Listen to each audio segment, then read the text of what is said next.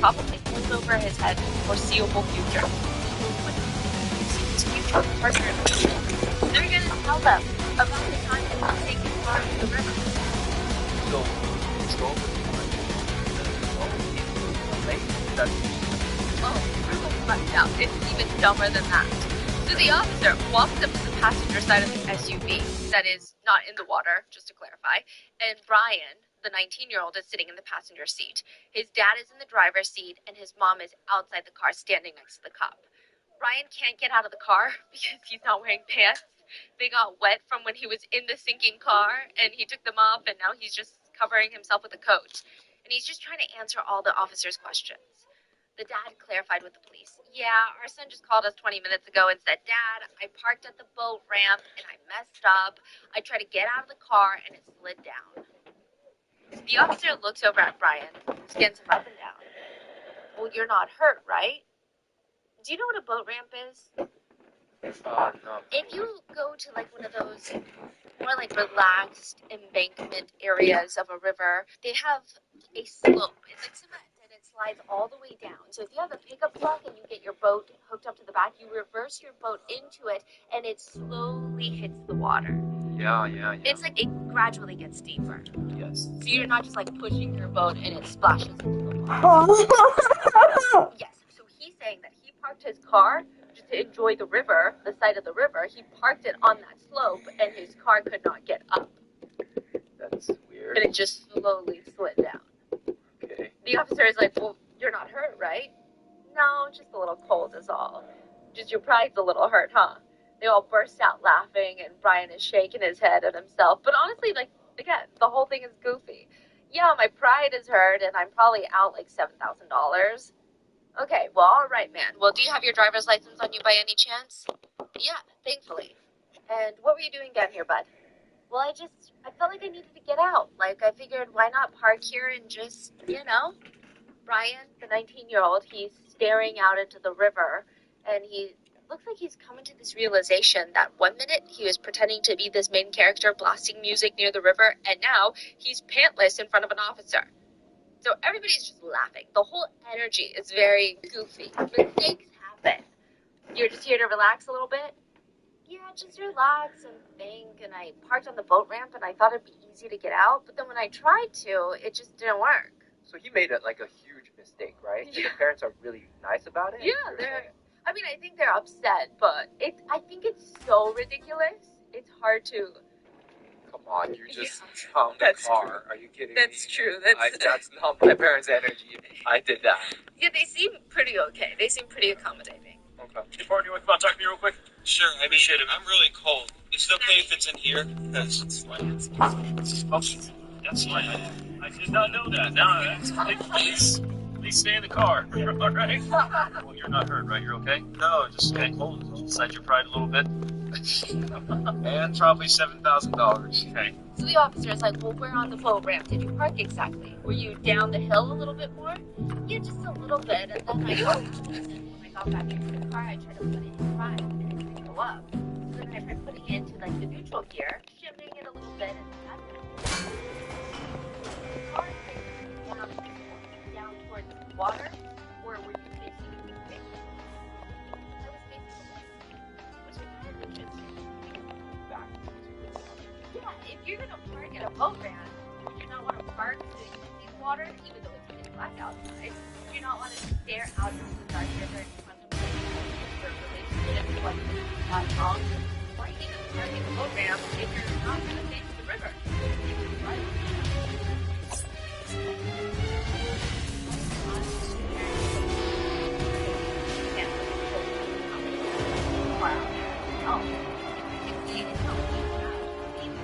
And sit in shame while he watches the car just get shorter and shorter and it just drifts into the water.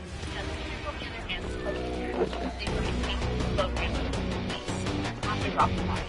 They need to make sure that their car is on the river. I mean, it's supposed to. That's like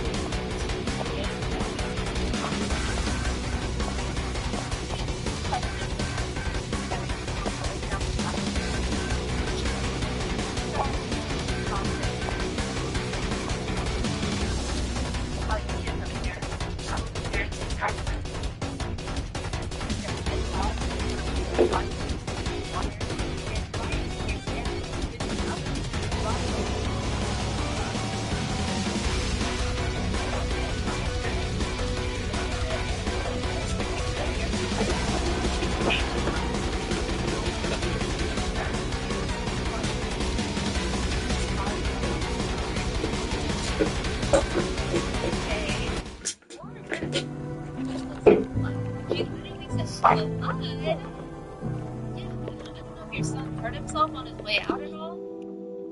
I don't know. The dad was like, he might have, and he just didn't know it. I don't know. So when the car pulled out of the water, you're still below. It didn't get washed off.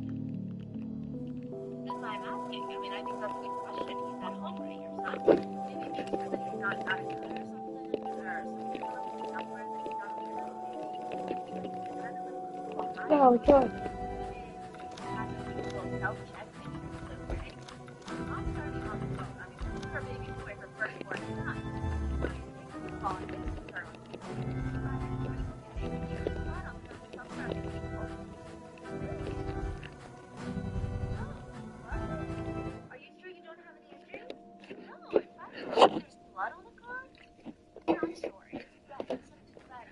Men, stand your ground. Oh, no, I'm not. Right, okay, but you're not injured. You don't have anything?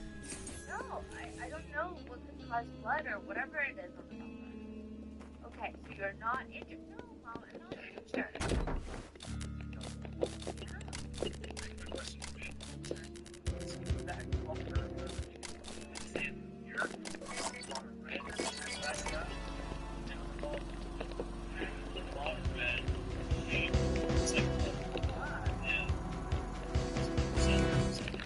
Steady pace.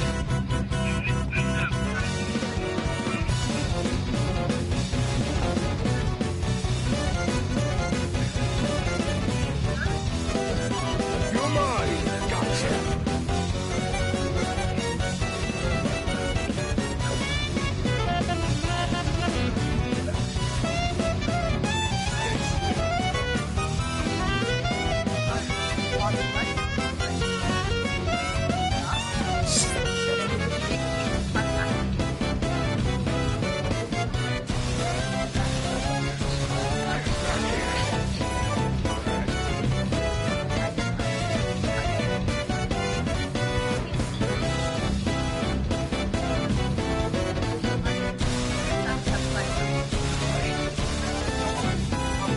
You were hardly worth it. All right, men. Like, shit, I'm leaving. These people are too Class over the summer to learn how to do special effects for the movies. I had a gallon of fake blood that movie sets use. That was in my trunk. I Stop shouting! must have spilled a little bit on the way out. That makes sense. Okay. Obviously, it's fake blood. Of course. Ryan's father went to take his son's car to the auto body shop to see if they could salvage at least some of the parts, but he first wants to clear out the car. So he checks the trunk. Nothing. He checks the back seat. Nothing. Then he goes to the passenger side. What is that? He reaches down, and inside he finds a wallet. That is so strange. He's 1,000% certain that it's not his son's wallet. He keeps gathering a small pile of things to take out, and he leans into the car and opens up the glove compartment. It is filled with water, but inside is a very large knife. You know those like 10-piece knife sets that you might purchase from the store for like your new kitchen?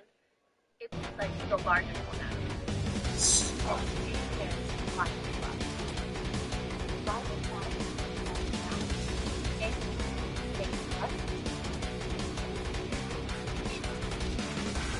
That alert. That's what Investigator experience. This is not exactly the place the investigator wants to go to in the middle of the night. It's under one of those overpass bridges.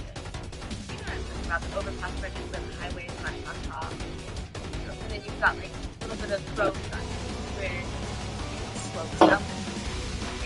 It's not really a place that people stop before you waste. Mom, so right out of the bridge is something to see. With shelter. Your car is outside. It's just fake, dusty, and it smells like tires. It smells like rubber and dust. And then the crime scene investigator stumbles on the first piece. A human arm. Chopped at the elbow, hands cut off, just the forearm. He keeps walking under the bridge. Another arm. This time it looks thicker, so it looks like it leads up to the shoulder. One might even assume, since this is not the type of place that you want to get out and spend time, maybe someone threw the body parts out the window as they drove past as a way of disposing them. But he keeps walking. and on the ground he sees something very Yeah. red. He walks closer, and there is an armless, headless body of a man laying on the side. His stomach is cut open so the crime scene investigator can clearly see the victims inside. He noted they were very pink. There are angry slashes all over the victim's legs, and the area where the victim's head was cut was a brutal cut. It did not look clean or good. It looked painful. Okay, focus. This is his very first crime scene ever. What did the book say? What are the steps again? According to the Holy Grail book, techniques of a crime scene investigation aid in the healing of the cause of the crime scene. It must assume that the criminal has left physical evidence behind. It must not destroy or change anything in the scene. Well, it's a little too late for that. He'd already shoved the man's corpse in his trunk. Broken the first few rules and made a good crime scene investigator. What? You can't call yourself a crime scene investigator just because your mom bought you a book on it. Wait, so he's not a crime. He's a killer. But he's also reading that book. He's obsessed with investigations. There are approximately 90,000 records uploaded to the platform all day. Some of them go viral, but there's maybe one person sees it. Especially if you're not posting on a popular subreddit or posting it on a What the hitbox?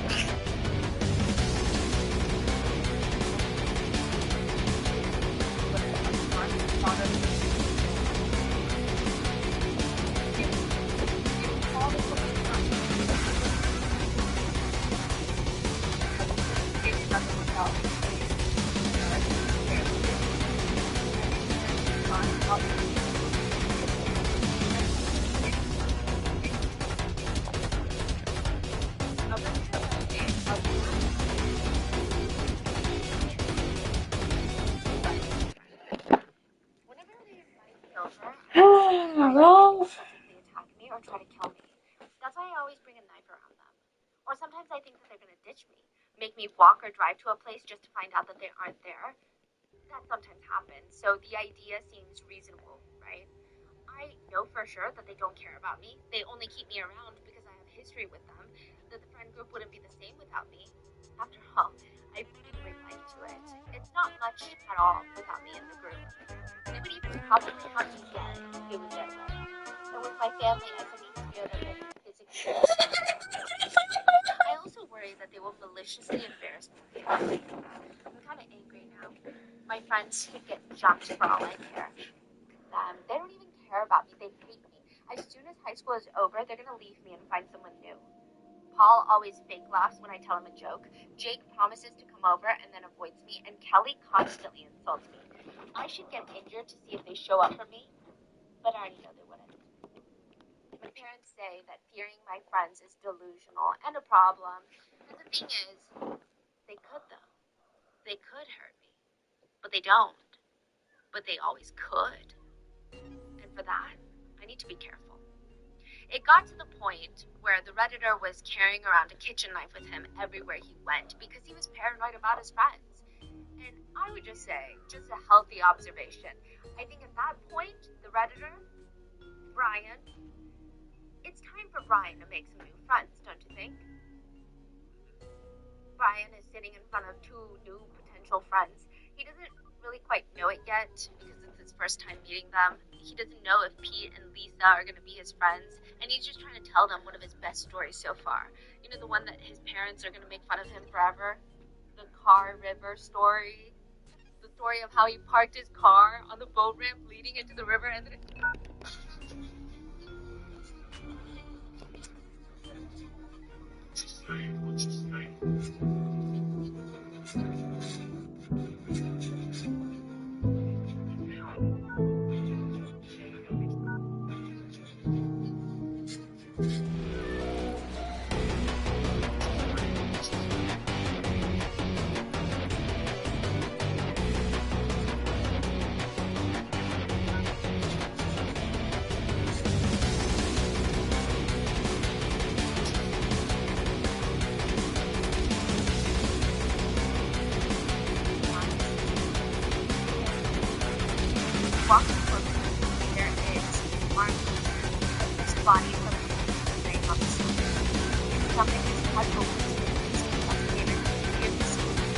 outside.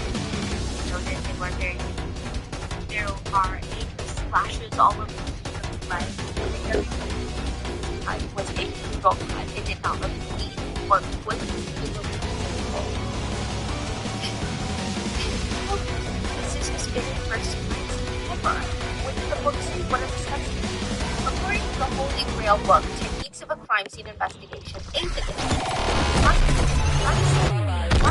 that the criminal has left physical evidence behind. You must not destroy or change anything at the scene. Wow.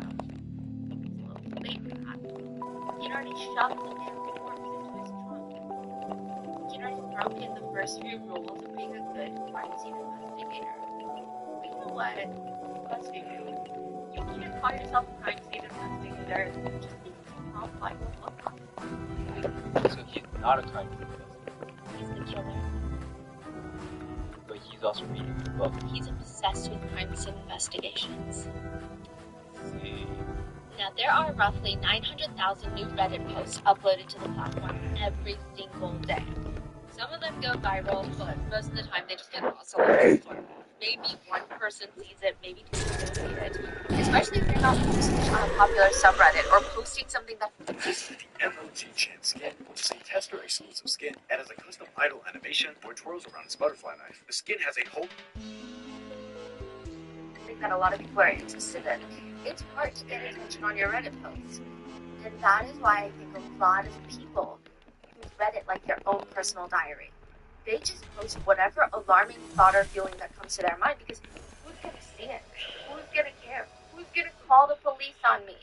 But perhaps, maybe, the act of posting it publicly in and of itself is cathartic, therapeutic, putting every paranoid thought out into the universe for someone to see, judge you, and react to. Maybe it's addictive. A Redditor by the name of That People posted thoughts regarding my friend. Whenever they invite me over, I get slightly worried that they're going to physically attack me or try to kill me. That's why I always get a knife around them. Or sometimes I think they're going to ditch me. We walk or drive to a place just to find out that they aren't there. That sometimes happens, so the idea seems reasonable, right? I know for sure that they don't care about me. They only keep me around because I have history with them. The friend group wouldn't be the same without me. I really get to it. It's not much at all without the group. It would even probably have to be dead if it was their friend. With my family, I fear that they're going to physically abuse me despite what they say. I also worry that they will maliciously embarrass me occasionally. Such me think my friends could get jumped for all I care. They don't even care about the thing. This one's over, then somebody is trying to do it. I'll always fake laughs when I tell a joke. Take the promises to come over and then avoid them and tell them constantly insult me. I can get eager to see if they show up for me. But I don't. I'm here to say that fearing my friends is the reasonable and the problem. They could, but they don't. But they always could. For that. It got to the point where the lecturer was carrying around the kitchen knife with him everywhere he went. He was paranoid about his friends. I would just say, just a healthy observation. I think at that point, Redford, Brian, he's for Brian and Nick. That is the thing. Brian is getting in front of his potential friends. He doesn't really quite know it yet. It's his first time meeting them. He doesn't know if he's out and if he's friends, and he's going to tell them one of his best stories so far. The one that his parents have been in front of him forever. The car river story. The story of how he parked his car on the boat ramp leading into the river, and then his car got stuck, and then it wouldn't drive up, and then it bit. He said, I tried putting it into full throttle, right into both of his hands, to pretend like he's driving, turning his steering wheel, almost like he's playing Mario Kart. His potential new friend, Lisa, they're smiling. That's it. And that doesn't work. You know what? My car doesn't have four-wheel drive, you know? Stupid thing. So I tried putting in some low gear. My it slides into the river. My car slides into the river. Me inside. And the whole thing gets a laugh out of Lisa, which makes Brian feel good. So he keeps going. He's more animated. He's putting his whole body into the story. And it still doesn't come out. And then it slides into the river. He says like, oh my goodness, my car slapped me inside, like I said. Oh, so I'm in the car, quickly being flooded with water. Okay, it's the middle of February. Lisa's nodding. It's cold at night. Yeah, in the river that's almost freezing. Oh my goodness, I'm drenched in water. Pete and Lisa, they're both laughing. Brian's at ease. Everyone in front of him. There's a smile on his face. He's sitting more upright now. He's running his hands through his hair. I almost, you know, and I need to act fast or else I'm going to die of hypothermia. I'm panicking a bit and it's when I'm thinking, this is what I'm going to be remembered for. Dying of hypothermia. Every time flash. Energy improved. But Brian likes it. I mean, they're really I want to know more about it. They're permanently interesting. Brian feels like they've been friends for years. It's almost like he forgets that they just met today. And that there's a camera pointed directly at him from the corner of the room. And that he is sitting in an interrogation room. And the interrogators are laughing. Oh, that's so good. So, what made you do it? Murder, that is. Brian leans back, like he's been asked an interesting question at a dinner party. It's just a curiosity, more or less. I just wanted to see what it felt like. Well, what did it feel like? It was intense. It was like a rush of adrenaline. My whole body was shaking. Not like out of fear. It was like it's just a pure, what's the word? Excitement, I suppose. Not excitement as joy, just excitement as an increased heartbeat, sweating, that kind of thing. It was just pure. So he's like so transparent about it? So transparent. It's crazy. That's crazy. Yeah, this like is... he doesn't register it was over wrong and stuff. That type of feeling? No, he does. He does. He just doesn't care. He absolutely Like no fear. He's like, I'm already caught, I might as well tell a banging story. Do you think you can estimate when a pot of boiling water in the kitchen is going to bubble over? Do you think you can race to the stove in time to turn down the flame right before it spills? Like literally the night before, at that exact moment? Or is it just going to simmer and simmer, thinking that it's eventually going to calm down on its own, but it doesn't, and it just erupts? What's more likely to happen? That's what this whole case is about. Now, the interrogation room looks very small compared to Brian. He's 6'2". The minute that he walks in, the room starts feeling stuffy. Like whoever's going to be sitting in the room with him is going to be fighting for air, is the feeling. He's 6'2". 6'2". Wow. He sits down and the interrogators make him wait for a few minutes before they come back in. It's likely that they're watching him through the cameras and they want to see his demeanor. Now, to give you some context, in the footage, Brian does shake his legs, drink copious amounts of water, and bite his nails quite a bit. In any other situation, that might be interesting body language that a lot of people would like to decipher. That might indicate that someone is feeling very uneasy. But since Brian was diagnosed with autism, a lot of people in the community have stated that this is a very natural response to slightly to even high stress moments. Just any tense moments. So they're just releasing that energy through shaking their legs and biting their nails. And it's not necessarily that interesting or bizarre. No, right? I don't think that we need to dissect his body language to know that he's guilty. Because when the investigators walk in, they ask him, how did you get here? It's unclear if they're asking him his method of transportation or asking him as a way to see what kind of story he spins. Just, they look him dead in the eye and they say, how did you get here? He cocks his head to the side and in a very confident, deep voice, he responds, I'm ready. And he holds the interrogator's gaze. He does not break eye contact.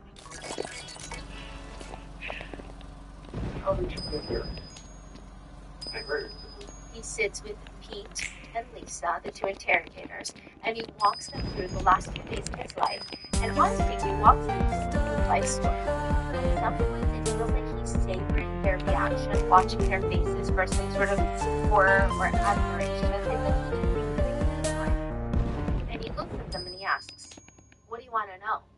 What do you want to know? Let's go back to the beginning. I guess. Well, I mean, are you going to jail for the 15 years, probably? I have no idea. Because what's the beginning? It's murder. I mean, I'm going to jail for 20, but I figure I fight it. Okay. So, what's important to me is to learn as much about you and what you did as I can. Well, the many details you can give me, the better. English teacher Shannon Miller had this thing that she would do. She almost integrated public speaking into her class curriculum. She wanted them to get facilitating speeches. She's got all the students go up and give a presentation. Yeah. And she tells them Yeah. it's not to go up on the paper, but do it and shouldn't get her daddy. I know you've already told me.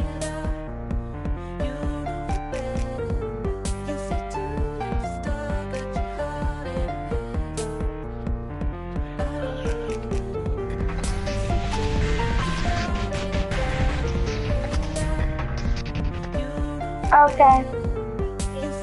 Have to say, the day of the class speeches comes around. Who wants to go first? Brian raises his hand. Okay, Brian. We want Brian to be giving his speech, so listen up. Brian gets up and he whips out this crazy, weird Indiana Jones looking thing. Long, white, it looks like it's made out of tape. It was from It's got a long white handle and it looks like a ball.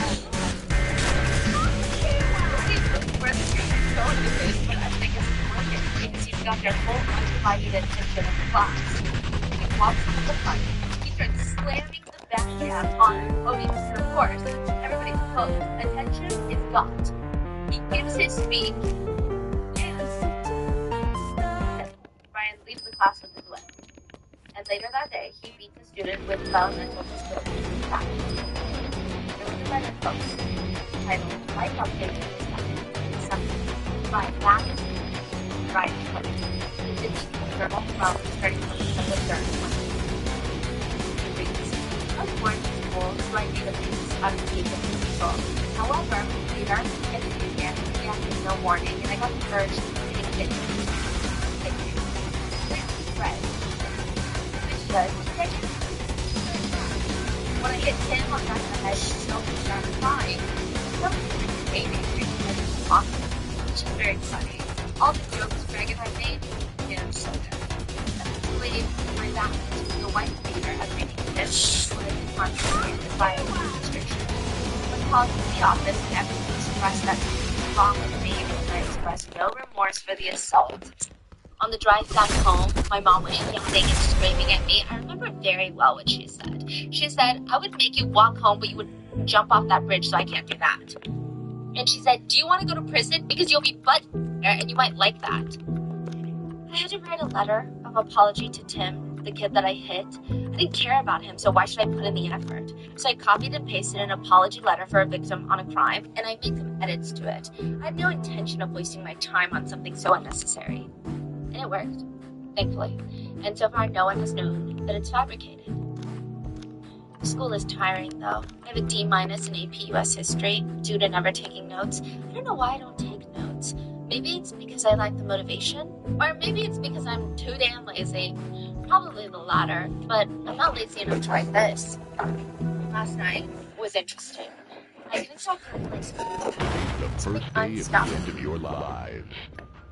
I hate expletives. Something unstoppable happened, like a gruesome injury occurring, a car crash in front of my house, or a family member dying.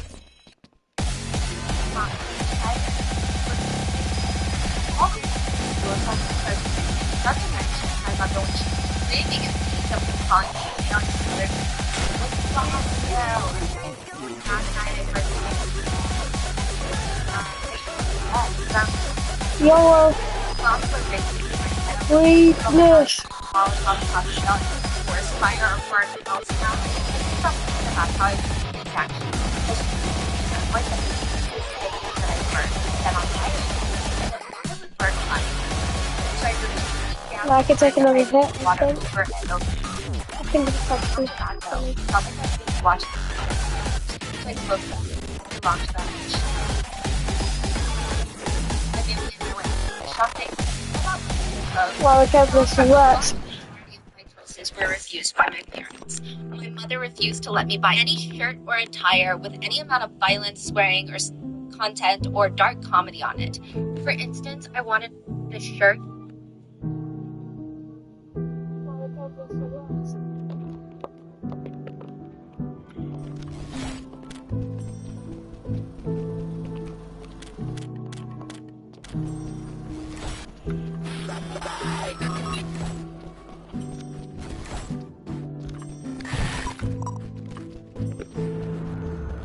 Said elected on the part, and she immediately refused.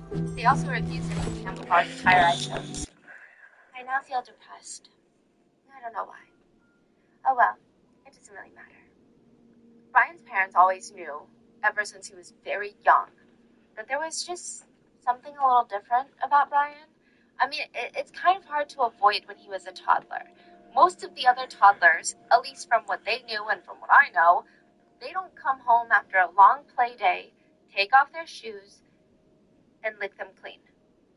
I'm sure Brian's parents put barriers in place so that Brian doesn't lick his shoes clean every time they got home, because that would be a massive health hazard. But it seems like he would just find anything else to do. He would bite and chew his fingernails and toes until the nail beds were so destroyed that he was at high risk for infections. Because once your nail beds have cracks in the skin, bacteria will infiltrate and just fester. Brian's mom, Terry, brings him to a psychologist, and Brian gets diagnosed with ADHD. He's 5 years old at this point, and he gets put on medication. It seems like the extra attention, the medication, they help Brian. So for the next 10 years, people said that Brian was actually a very happy, joyful kid. He was very easy to raise until he turned 14. And then it's like some demon awakened inside of him. He just starts acting so strange. Counselors told the parents, we believe he's exhibiting antisocial behavior. Brian would intentionally say things that he knew would emotionally rile other kids up, thinking it was so hilarious. He just wanted to get a reaction out of them. By 11th grade, a lot of the other students came together to tell the teachers, we just don't feel safe around him. By high school, Brian was diagnosed with ADHD and autism. Now, he was kept on his ADHD medicine and was put on an antidepressant as well. He was also diagnosed with a depressive disorder. Now, sometimes evaluating a patient just requires talking to them casually. You just want to, as a counselor, right, they say that you just want to get a gauge on their interest and what kinds of topics they naturally gravitate towards. This is probably even more important when your patient is that young. So one of Brian's counselors asks him, trying to get a gauge on his interests, but also how he perceives the future. Do you have any specific future goals in life? Something you really would love to see yourself doing, Brian? Brian responds by going on a tangent about how he really appreciates the life and career goals of Adolf Hitler, Eric Harris and Dylan Klebold, the Columbine shooters, Ted Bundy, and Joseph Stalin, who was the leader of the USSR at one point and killed like 6 million people. He really likes their career paths. He thinks that they're admirable, when the only thing that all of them have in common was that they killed a ton of people. Another doctor diagnosed Brian with, quote, level 1 autism, which I don't think that psychiatrists use levels to describe or diagnose autism anymore, but I think that she was indicating that he had low support needs. Others have described it as, quote, high functioning, though I think that's another term that the community wishes not to use to label the varying needs of people diagnosed with autism. So it does seem like he is constantly going to different counselors and reaffirming his diagnoses. Now, Brian does have quite a few friends. He is not alone in Brian. We're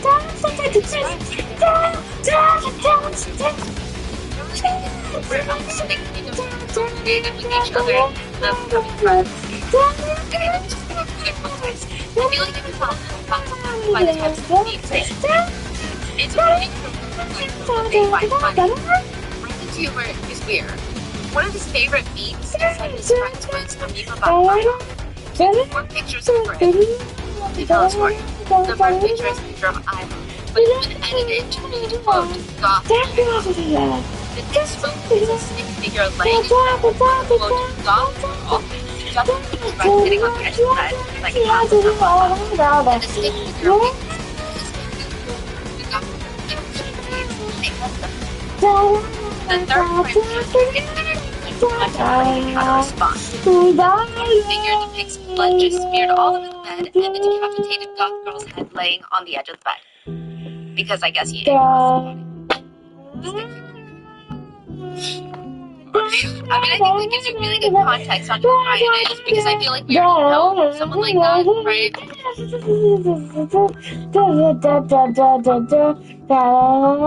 Here's my problem with buying clothes. I own a lot of clothes, but I don't have a lot of pieces that I really love, or that are really high quality. So I end up with this closet full of semi-affordable outfits that I semi-enjoy wearing.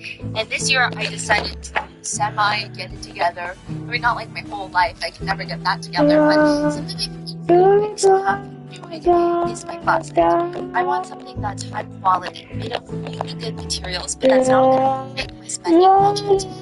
So I thought it's way too ambitious, like with the cost of clothes these days, there's just no way. But then I found Quince. Quince is an online luxury store that sells high quality clothing, accessories, bags for honestly like bombastically affordable prices. I know the word bombastically is crazy, but I can't think of any other way to describe Quince. They use real premium materials for only a fraction of the cost. And if you're wondering how that's even possible, it's because Quince works directly with manufacturing factories. They basically cut out the middleman, and that saves you and me a lot of money. I bought this beautiful summery keyhole dress that's made out of 100% organic cotton, and it was under $70. The traditional retail price for the same quality would be like $240, and I'm telling you, the organic cotton composition, it's just a huge difference, especially in the summer. I feel like I can breathe in my clothes. And I bought this really lightweight textured organic cotton blouse for $50 that would normally retail for like $160 if I bought it anywhere else. I also love the fact that a lot of their clothes are like organic cotton, because I'm telling you, the breathability, my skin feels better in the clothes, and I get so many compliments on them. They also have these premium European-made linen dresses, blouses, and shorts that start from just $30. They even sell real silk tops, 14-karat gold jewelry, and more. And bought from any other retailer. And Quince only works in factories that use safe, ethical, and responsible manufacturing practices and premium fabrics and finishes. So we love that. Get warm weather ready with Quince. Go to quince.com/Rotten for free shipping on your order and 365-day returns. That's QUINCE.com/Rotten to get free shipping and 365-day returns. Quince.com/Rotten.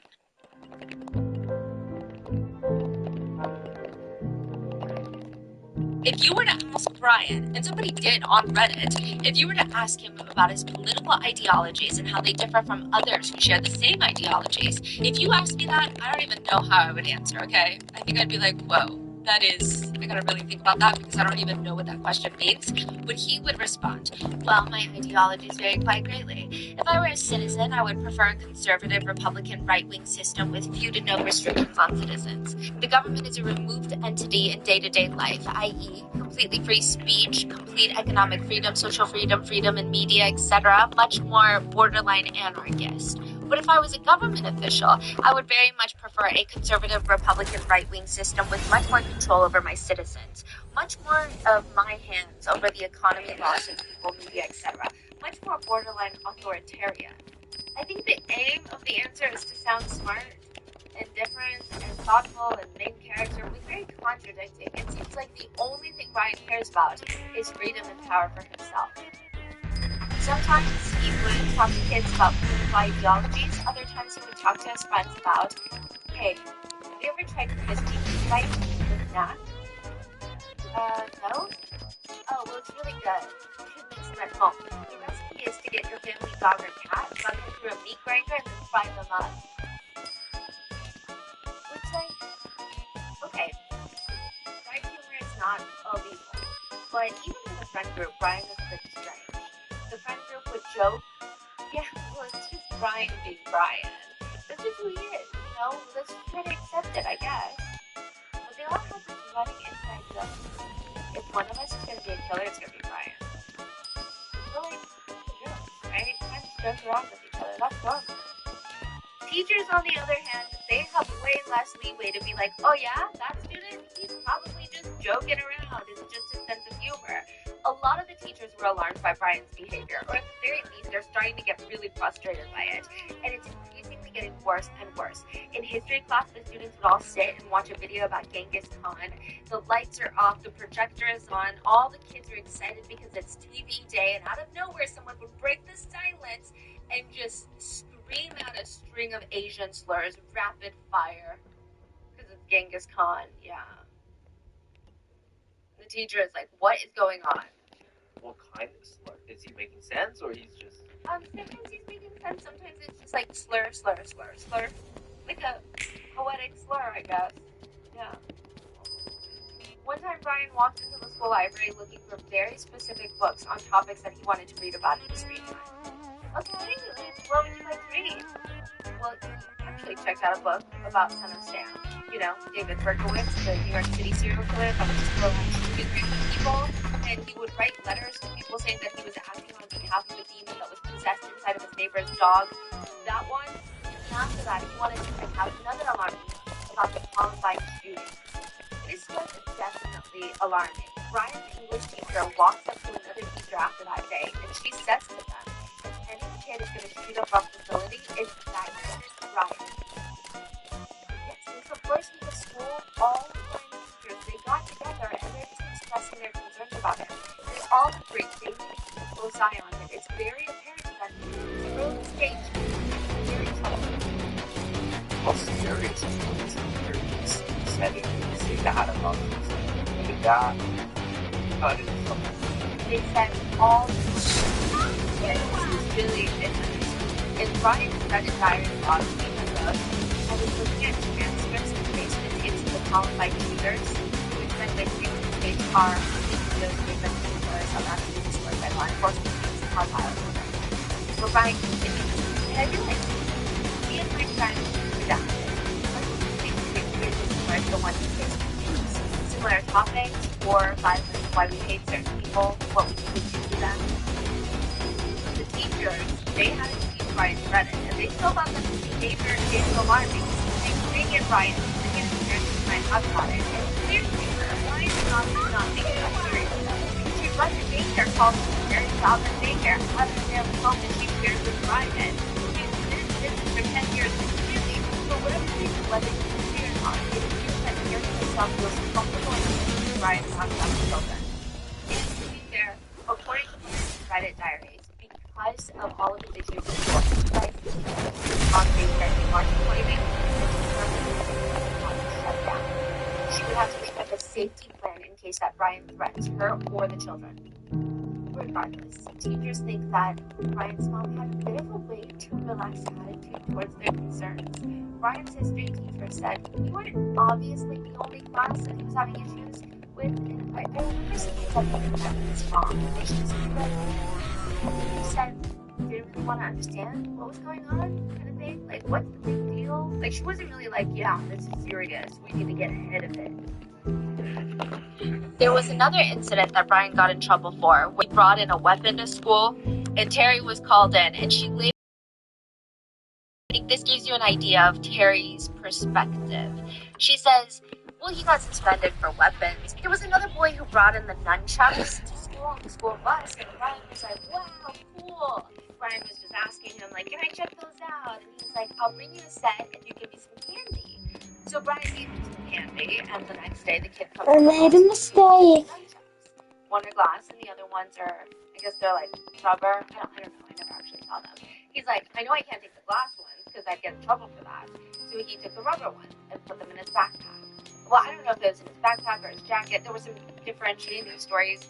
So the teacher sees them and he said, what's that, Ryan? He's like, oh, nothing. You know, and so the administrator, you know, said, you know, we have a prohibited weapon on the school grounds. And I'm like, okay, well, what about the other kid? The one that brought them nunchucks? And they said, well, that kid doesn't have behavior issues like Brian.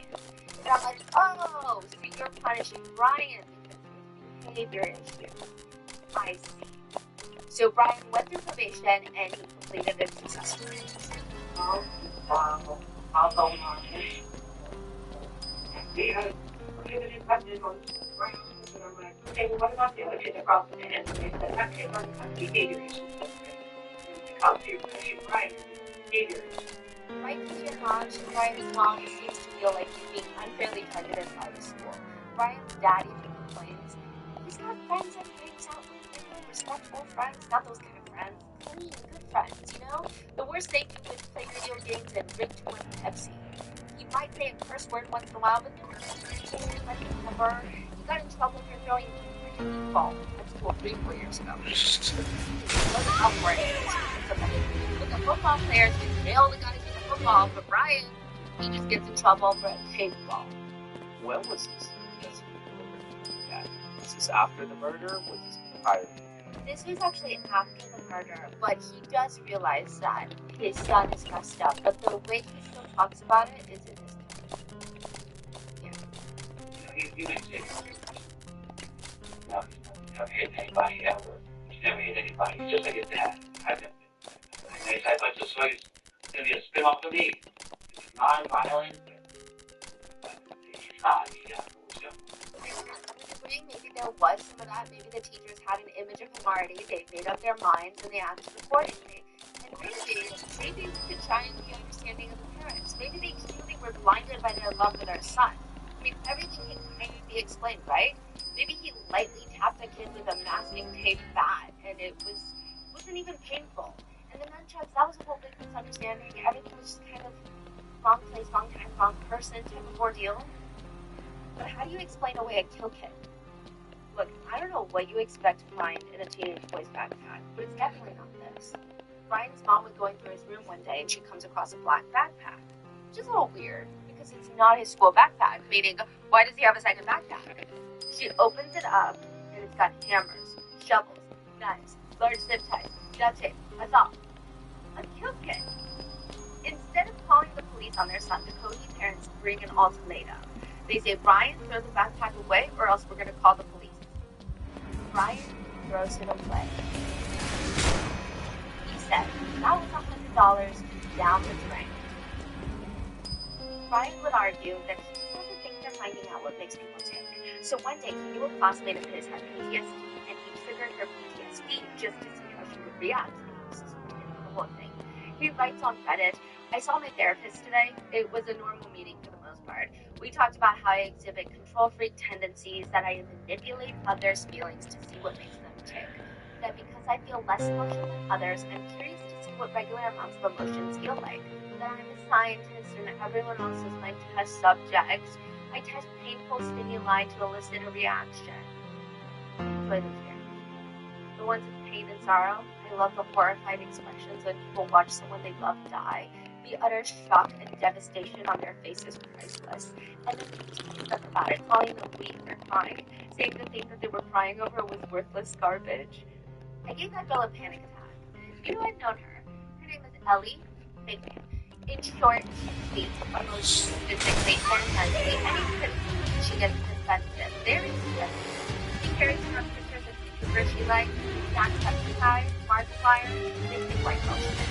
She's also timid beyond belief. She gets panic attacks. So I figured if you need to get something, she can laugh loudly right next to her, and she's screamed in the hallway and fell to the ground crying. It's funny. So next time today was like this. I had my blood. It was like, the panic attack in 5 minutes, but no. We told her to go back to the day because this one. We did that to his face. Brian's mom did agree that he shouldn't have done that, but clearly he thought it was a joke. That's the energy he gets. It's like, obviously he shouldn't have done it, but he didn't mean that notion. It was just a joke.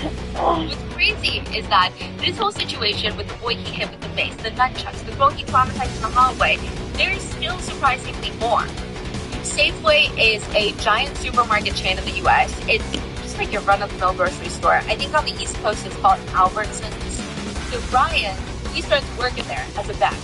So you're checking out. He's going to be at the end of the little checkout lane bagging your groceries. And when there's not a lot of customers, he would run outside to the parking lot and start gathering up all the shopping carts in the parking lot and bring them back into the store so that when customers walk in, there's fresh carts to choose from to do their shopping. Well, one day, Brian's got a stack of shopping carts. They're like folded in on top of each other. So, you know, they're locked in and it's like 7 shopping carts stacked into a tower. He's bringing it back into the store where a 58-year-old woman is cleaning the shopping cart with an antibacterial wipe. Brian just rams 7 shopping carts into her lower back and leg. Allegedly, is what the lawsuit claims. She also stated in a lawsuit that this has caused her to sustain permanent physical damages. That's her co-worker? Like his co-worker? No, a customer who's wiping off the handle so she can start going shopping. She is now suing Brian and Safeway. And he's claiming accident? He didn't, I don't know what he publicly claimed. He probably said accident. Yeah. In another Reddit post, Brian talks about dating 2 separate people. It's very interesting to see how he moves on. January 9th, 2019, he writes, I've been feeling bad lately. Me and this guy are dating, sort of. He loves me and I kind of love him, but I can't stop feeling like he hates me, that he pities me, and he's tired of me. I almost cried last night because of it. Sometimes I feel he really does love me. However, there's no gray area. Either he does or he doesn't, depending on where I'm at mentally and emotionally. Sometimes I feel like he should disappear, ghost, or otherwise use a small thing how he reacts to see if he really does care about me. Then, just 8 days later, January 17th, 2019, he writes, I'm, quote, dating this, quote, trans girl named Rose. Big name. It's going really well. She's absolutely devoted to me and is madly in love with me, and I love it. I do love her, but a lot of it I'm exaggerating to get an equal amount of love back. It feels great having so much romantic and attention towards me, like I'm satisfied by it. A couple days ago, I told her about what I want her to be. After all, she was practically begging for me to tell her how to be more attractive for me. I love it when they're clingy and needy for me, but I think I went wrong, because ever since, she's been a lot more distant. I think she's judging me, no doubt. I fear she may be against me, but only time will tell. I think now, I'll have her be more to me. I need to keep her no matter what. She is mine, and mine only. Side note, on Reddit, Brian also describes himself as a boyfriend, and he posts one of those memes. It's like a cartoon drawing of himself, and it says Brian Boyfriend, and there's a bunch of descriptions around the cartoon basically saying, this is what you get when you date Brian. It's supposed to be like quirky, chaotic, and he's supposed to make himself feel like this very cool, unique person. The descriptions read, whoa, did my hair catch on fire? Oh well, let's just roll with it. When I'm dead, start a dumpster fire with my corpse. Quietly contemplate theoretical physics and astrophysics. Man, Andrew Jackson was a cool dude. Killing natives and taking land? That's life. In caps, nothing is stimulating enough. Then, Trump didn't do nothing wrong. Pretends to not care about what anyone thinks and secretly craves external validation from others. Last night I researched military technology and how it works. Gas drives 100 miles per hour in a residential street. And then the quirkiest of them all, it says, normal person making a bowl of cereal. Makes a bowl of cereal. Brian making a bowl of cereal. Runs into kitchen, slams open pantry, roundhouse kicks cereal box out of the pantry, sprints over to the cupboard, smashes the cupboard to pieces, picks up bowl from wreckage, tries to cart milk and fridge, rolls on ground, snuffles milk through sheer screeching, mixes them into a bowl, flings the bowl onto the table, flumps the chairs before cereal bowl gets there, smashes face in the bowl. Delicious. I think I can do a really good idea of who this guy is. Like, I think that does more than any other thing. But it also seems like January 2019, Brian is obsessed with Howard. Howard is a romantic relationship, but also and he writes on that. Climbing to the top of the military or government corporate the highest being executive, judicial, and legislative council, education leader today. I was often complimented by any very deep hurt to feel that. I would want those below me to be loyal to death, even to know themselves by culture. In my school, military, I was considered many words. First time, torture, and still has a lot. Millions. Targeting them? Oh yeah. We said, why is this big deal to hurt when you don't others? What was it?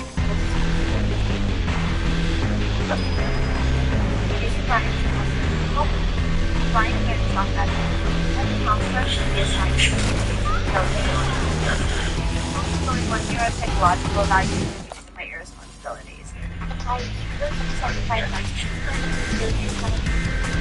Ryan regularly visits multiple different counselors, but it is not consistent.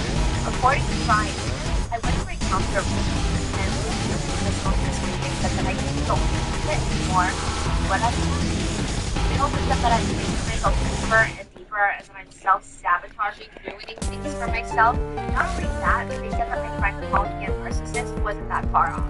They also described me as something. I can't remember what it was, but I remember getting angry because they were lowering me to that. Look, everybody's against me and wants me dead. I can feel it. The feeling is everywhere. They're staring at me, thinking of ways to kill me, and I can feel it. It's weighing down on my shoulders, and I need to kill them before they kill me. My friends and family and others, they view me as worthless, when in fact, I'm smarter and destined for fame and power. They're weak and they're going to be forgotten. They want to ruin me and bring me down to their level. But that was never going to happen because Ryan was going to go down. That was his Thank you. the life of Charles Whitman, the killer, who first murdered his mother and wife in their houses, then drove to the University of Texas in Austin and started randomly opening fire on people.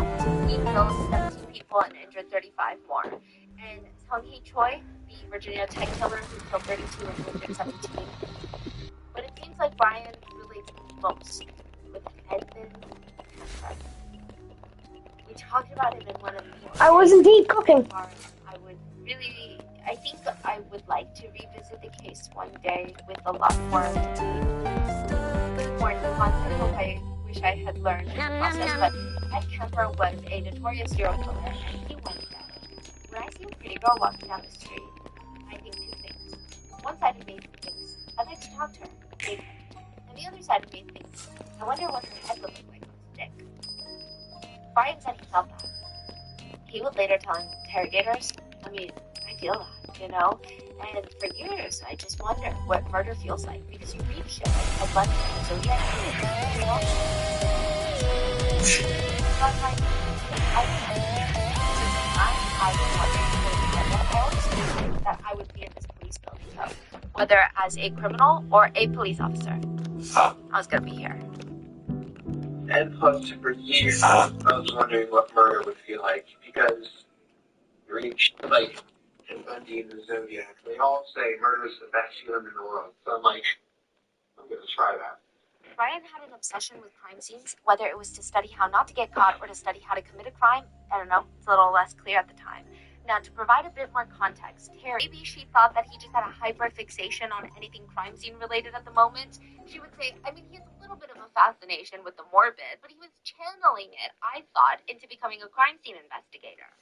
And wanting to help him navigate the hyper-fixation into a safer, more productive territory, she buys him the book, Techniques of a Crime Scene Investigator, 8th edition. She told him, when she gave it to him, Ryan, let's channel all this morbid curiosity into something positive, that you can affect the world with good change. And he said, yeah, Mom, that's my plan. I purchased this book for research for this case, and there are over 30 very graphic pictures of mutilated, murdered bodies in the book, Uncensored Real. There are pictures of murdered women whose private parts have been chopped off, completely mutilated, pictures of women who have been dismembered and tortured. It is a lot. Like, decapitated heads, it's a lot. Wow. She probably loved it.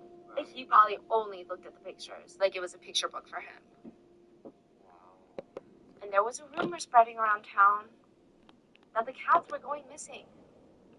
It's unclear how the rumors started, but one girl told a few people, and those people told a few people, and she said that she lived near Brian in a neighborhood, and cats were going missing. And I know it's kind of a stretch, but she felt like Brian was stealing cats in the neighborhood. She just had a feeling, okay?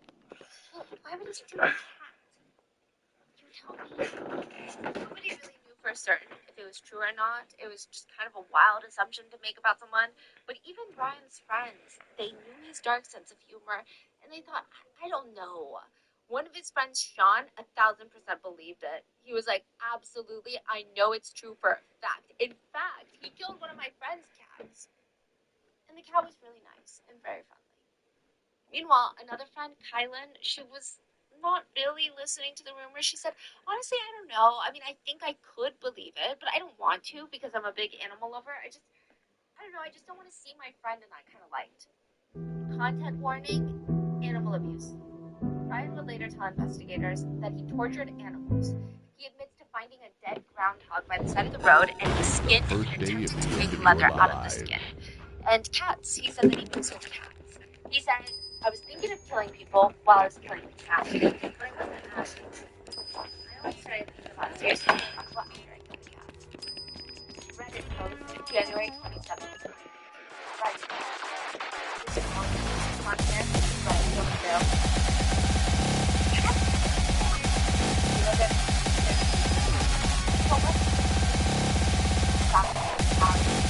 And then I texted him, strangely, several times. After that failed to work, I used a light screwdriver to separate its neck vertebrae and damage its spinal cord. It was not bad. It worked. All the and I took it downstairs to my room, and I assaulted my head and I it further, beating it with the thought that after 5 hours, I was very well past the body and the cat face. I don't know why, it's very satisfying. Going first. The body is fine. So long. So excited. I don't know how much I can say. I kept it for a few days in my room. Awful while my parents and brother were none the wiser was satisfying that I had that kind of power over them. February 11th, Ryan is suspended for making inappropriate comments in school. Teachers had gotten together to make him put their foot down. They believed that Ryan was a potential danger to the school that he was at high risk of committing violent actions. But there was nobody that could help him, nobody in the system that Ryan even said, call me weird, but I think everybody has those thoughts, no? Because I'm a doctor, because I'm a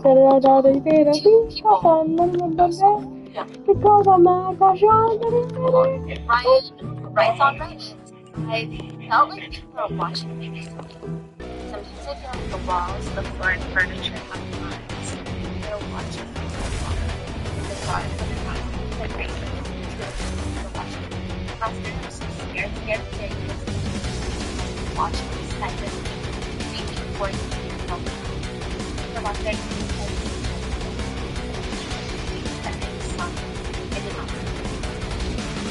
Find a journal of the found there's a case that has long time. They have a cat with eyes that had gone south for a spiral, like a jigsaw eye on the page. There's also a list of words that a few of them read paranoid, narcissistic, megalomaniac. Impulsive, reckless, childless, voiceless, possessive, homicidal,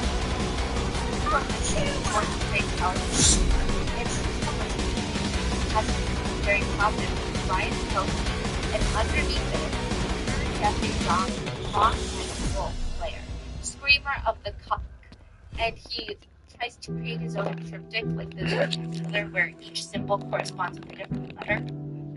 So this is what's going on, and it's not like Ryan's parents don't know. I mean, I don't know if they know the extent of what's going on, but they know that something's going on. And even though they're the only ones giving him extra benefit of doubt, he writes about his mom. My mom has been so unstable recently, crying and shouting near constantly. That bitch should just leave. That was February 2019. February 2021. Years later, police show up. It's daytime when the police show up at the house. It's somewhat isolated, and it's not in the middle of nowhere, but it's not your typical suburban home. It's a backyard from the side. The officers, they intentionally keep their sirens and lights off so they don't freak Ryan out. When they pull up to the house, Ryan goes over the first day if you're alive.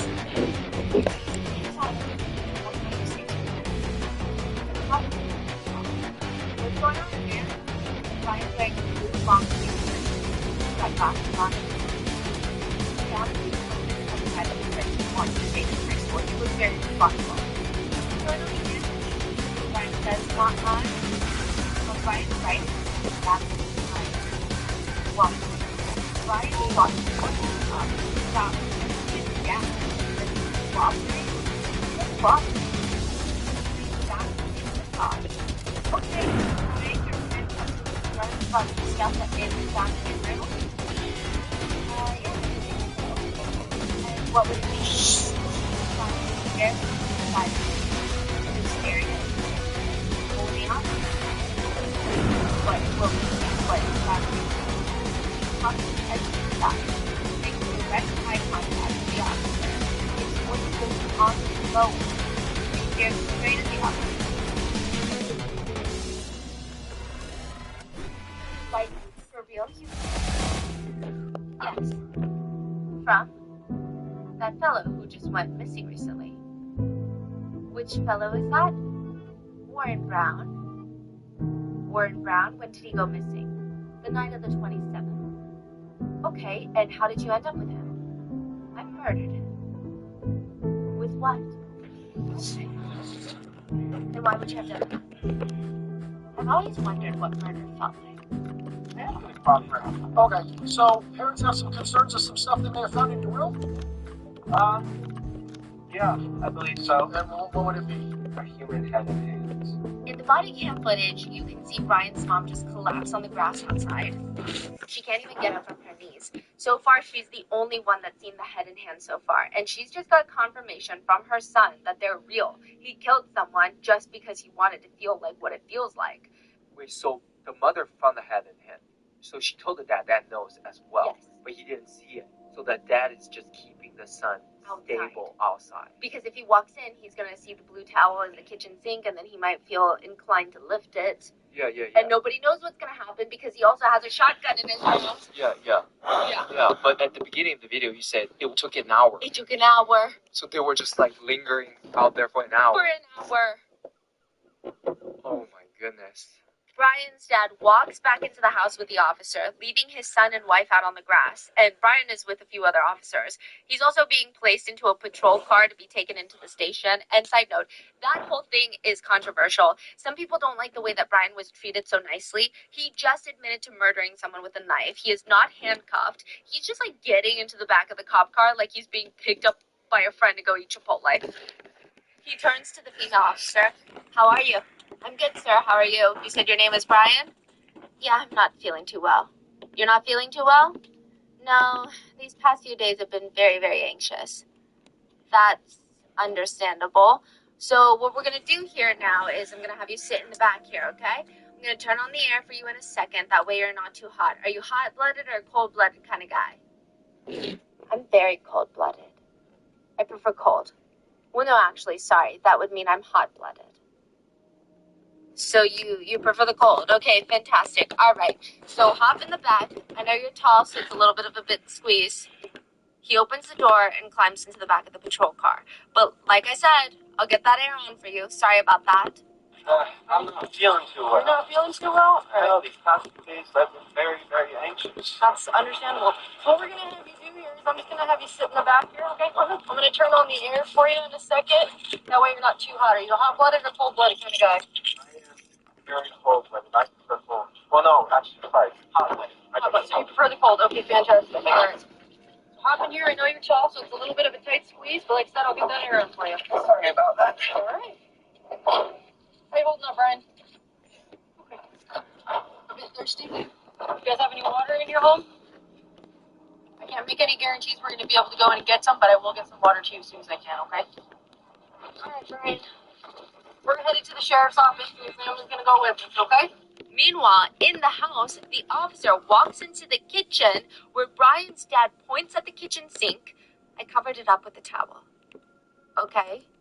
Because I didn't want him to see it. I didn't want him to run. I don't want him to look at it. The officer takes off the blue kitchen towel, and inside is a white plastic bag. So he opens that up, and it's blurred in the footage, but inside is very clearly a decapitated head. The week leading up to the murder, Brian starts Googling a lot. He's looking up extreme paranoia, schizoid and paranoid personality disorder, avoidant personality, Unabomber, bombs, how do people react to a home invasion, how do people react to being held at knife point, how deadly is a neck stab wound, how to cope with murderous thoughts, homicidal ideation, homicidal thoughts every day. And then on February 26, 2021, he starts Googling serial killers. James Dale Ritchie, an Alaskan serial killer, Joseph Christopher, an American serial killer from the 80s, Andrea Yates, a mom who drowned her 5 children in the bathtub. He also Googled Las Vegas pickaxe caught on camera. How deadly is a pickaxe? Who would win, a human with an axe or a human with a pickaxe? How deadly is a pickaxe? Smile face killers, Daytona Beach killer, list of serial killers in the US, 5 ways to knock someone out with one hit. Easy to knock someone out in real life like the movies? How easy is it to knock someone out by simply hitting them over the head like the movies? How easy is it to knock someone unconscious by hitting their head with something hard? Why do homeless people congregate together? Are homeless people safe to be with? February 27th, 2021, Brian's parents are looking at him. Is this really the best choice right now? The screen has the movie 1984 ready to play. This is the movie based off of the George Orwell book, 1984, which is like good book, yes, but like I don't know if that's the best movie night with your family. Why not like a Avengers movie or something? But they watch it anyway because it's like, you know, if he wants to watch it, just let him indulge. He's 19. Brian's always just had this weird sense of humor and taste. He's always been interested in the morbid stuff. He would always joke around with his dad. Hey, Dad, wouldn't it be funny if you sold a lipstick with mercury in it to those beauty pageant queens and they got poisoned through the mercury lipstick because of their vanity and pride? His parents would tell him, no, that wouldn't be funny. And he would just brush them off. Yeah, it would be. You just don't get my sense of humor. You know what's crazy is because the way he delivers these information so nonchalant, so like goofy and upbeat, sometimes you just don't see it, right? I think that a lot of people, if you don't know him well, now I don't know about his parents, I don't know about his closest friends, right? But I imagine if I went to the same school as him, I would maybe gauge him as being very insecure. Like he's trying to do so much. I would never think that he would be a killer. I would probably think, wow, he's so insecure, he's trying so hard to be edgy and like obnoxious. Yeah. He was also a huge browser of the subreddit 50/50. It's called a risky clicks subreddit, where the title will have a choice between 2 different things. It's either going to be an image of something pleasant or something really, really bad, 50/50. And on Reddit, they have a blurred, censored preview of the images. So you can kind of see the outline and colors of the picture. And technically, it's a 50/50 shot. Most of the time, it's something bad. For example, one title is 50/50, capybara sniffing an apple or rival cartel member's decapitated head. I did click on the picture, and it was a rival cartel member's decapitated head. Another post on the subreddit reads, 50/50, beautiful wedding cherry cake with a cool message, or car crash with a man's head cut in half hanging out through the window. Wait, so they can post these type of photos? I guess. Like uncensored? Uncensored, yeah. Spoiler, it was a car crash with a man's head cut in half hanging through the window. And Brian commented on that post, why the long face? Yeah, so I guess he's kind of edgy, right? That's what a lot of his friends said. He just wants to always go with against the flow. His jokes are always in the realm of dark humor. Rarely did he ever make jokes that weren't somehow related to death or violence or destruction or breaking the law. For example, he just liked to shock people. For Halloween parties, he would go dressed as Jeffrey Dahmer. That was his favorite serial killer, which just adds another layer of twist into it. Brian was nicknamed Dahmer in high school because he was genuinely that obsessed with Jeffrey Dahmer. Sometimes if they had these role-playing skits or plays or like improv moments in class where everybody had to pick a different identity or persona, Brian would be like, okay, I'm going to be Jeffrey Dahmer. And the teacher would be like, no, you're not. That's crazy. This guy was known for loving Dahmer, wanting to be Dahmer, pretending to be Dahmer. He would show up to Halloween parties dressed as Dahmer, and by all accounts, it seemed like he had plans to become the next Dahmer. But he would do it wearing a Michael Myers costume, a blue jumpsuit that he bought for Halloween to dress up as the fictional serial killer from the movie Halloween. And Brian would tell investigators, let's see, yeah, it was the night of February 27th. It was a full moon. And I figured, I can see so well, why not drive around? And I'm in a bad state of mind at that time. Brian doesn't really know if today is the day or not. For 6 months, it was never the day that he killed someone, so why would it be now? But he did feel like things were amping up. Or at least that's kind of how he describes it. He said, for a 2-week period, there was a strong instinct for me to bite someone's throat and rip it out, or bite a shoulder at least. And these intrusive thoughts were getting stronger and stronger. He said every time he would see someone, the first thing that would pop into his mind was envisioning that person being shot or stabbed. Brian tells the interrogator, I have major depressive disorder, so I'm not thinking positively. And I'm cruising around for an hour and a half, so I fill up on gas halfway through. And I'm eventually driving underneath the bridge near the sheriff's office. You know, like, can I? Ryan grabs an expo marker from the table and starts drawing on the whiteboard on the wall. And yes, there is a whiteboard on the wall and the marker's on the table, so it's natural to assume that, one would use it to draw or write things on the wall. But the way that Brian is writing and explaining the location of this bridge, it's almost like he's giving a lecture. He's teaching somebody. He's a professor. So let's just say this is the office, right? And this is the parking lot. Take a turn, and here is the bridge. That one. And it was right here. Okay. So the bridge right here on the ground? Yeah, like the one. The interrogator is trying to stay on track. So you were at the bridge. Yeah, I was at the bridge. I was cruising. There was a road right underneath the overpass bridge, and I was driving along, and I see this shape here on the railway track. And I'm like, oh, interesting. I go up, and as I'm looking, I see a large thing wrapped in canvas, and I'm like, that's a homeless person. So I got my knife, I put on 3 layers of gloves because plastic gloves can betray their users because they're very thin, and it is true that your fingerprints can bleed and you can leave prints behind. So a lot of people have heard of, I should say this, but this is commonly known. They put Band-Aids on their fingertips and then put them into plastic gloves, or like the vinyl gloves. And he says, I put on 2, 3 on one hand. I took the knife, I pulled back the canvas, and I stabbed the man in the neck. He was panicking at first in his old man voice. He was in his 50s.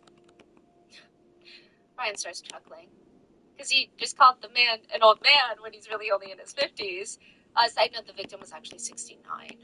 But the way that Brian is retelling the story, there's no fear, no panic, no stress, just retelling this memory like it's a regular day for him. I don't know why I just called him an old man. He was saying, what are you doing? What are you doing? Why? And he does take on different voices, by the way, while he is describing the stories. It's very animated. It's crazy. And I just kept stabbing his neck. Yeah, I was. Is it okay if I do a demonstration? Wait, so he suggests to do all that? Ryan points at the ground, and Pete, the interrogator, nods. Oh, yeah, go ahead. Ryan points at the ground and says, this is him. He gets on his knees like he's straddling the victim. Then he brings up his right hand in like a fist, holding a knife, imaginary knife. And he brings it up and down, quickly, frantically, and then he stops. And he gets up from the floor and just sits back down on the chair in the interrogation room like nothing just happened. He was panicking at first. In his old man voice, he was in his 50s. I don't know why I call him old man. He was saying, what are you doing? What are you doing? Why? And I just kept on stabbing his neck. Is it okay if I do a demonstration? Oh, yeah. This is him. I was straddled on top of him like this. Okay. Brian continues, and he didn't fight back. It was actually surprisingly easy. I was barely breaking a sweat. And I thought, homeless guy was going to be tough. But no, it was actually surprisingly easy. And during the time, I was growling and making animalistic noises. Brian brings up both of his hands in front of his face like a wolf eating a piece of meat, and he's like... What? Okay. The investigator is staring at him. And why were you doing that? I suppose it was a frenzy. I was so excited, so, rushed up on adrenaline and everything, and I was like, whoa! Hello. And his whole body, he starts shaking his whole body in his chair, and he's laughing as he's doing this. And side note, something that he does is every time he laughs or he does something very animated, he looks at both the investigators, Pete and Lisa, almost checking to see if they're also responding well to his story and laughing with him. Anyway, I paused and he said, why are you doing this? And I said, I've been wanting to do this for a fucking long time. Murder someone. Then I continued. The whole ordeal lasted about a minute and a half, and when I was finished stabbing him, he took out his last breath, like a grunt, and his head was halfway cut off in stabs. All the while, actually, after I killed him, I just couldn't stop saying, sticky, dirty, sticky, dirty, dirty, sticky, dirty, sticky. But I wasn't, smelling anything. And why were you saying that? I don't know. Yeah, I suppose it was just me speaking out my mind in that moment. It was just pouring out my mind. During the time I was growling and making animalistic noises. What more was going on? I suppose it was a frenzy. I was so excited, so rushed up on adrenaline, it was okay. And I paused and he's like, why are you doing this? And I said, I've been wanting to do this for a long time. Try to stop it. Were you worried? It's pretty close to the road and stuff. Were you worried about someone seeing you or catching you? Well, it was around 11 p.m., so not many people were driving by. Were you worried about anyone seeing you? I was worried about one of them stopping. And what did you think would happen if somebody, well, if they looked? It'd be quite dark under there, so they wouldn't have seen the victim if they looked. What? What are you saying? What are you saying? He's here!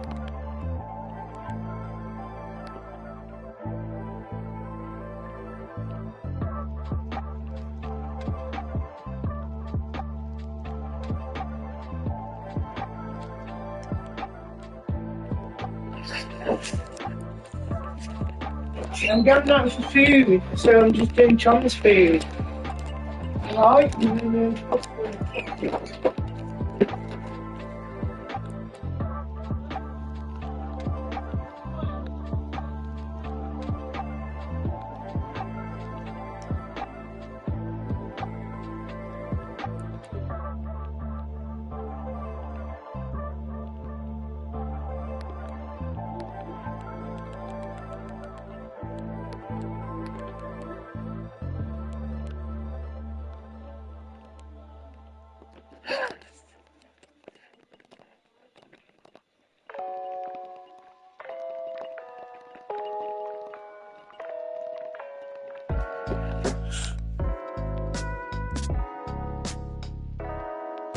And I think it was me holding his bloody 12-inch knife.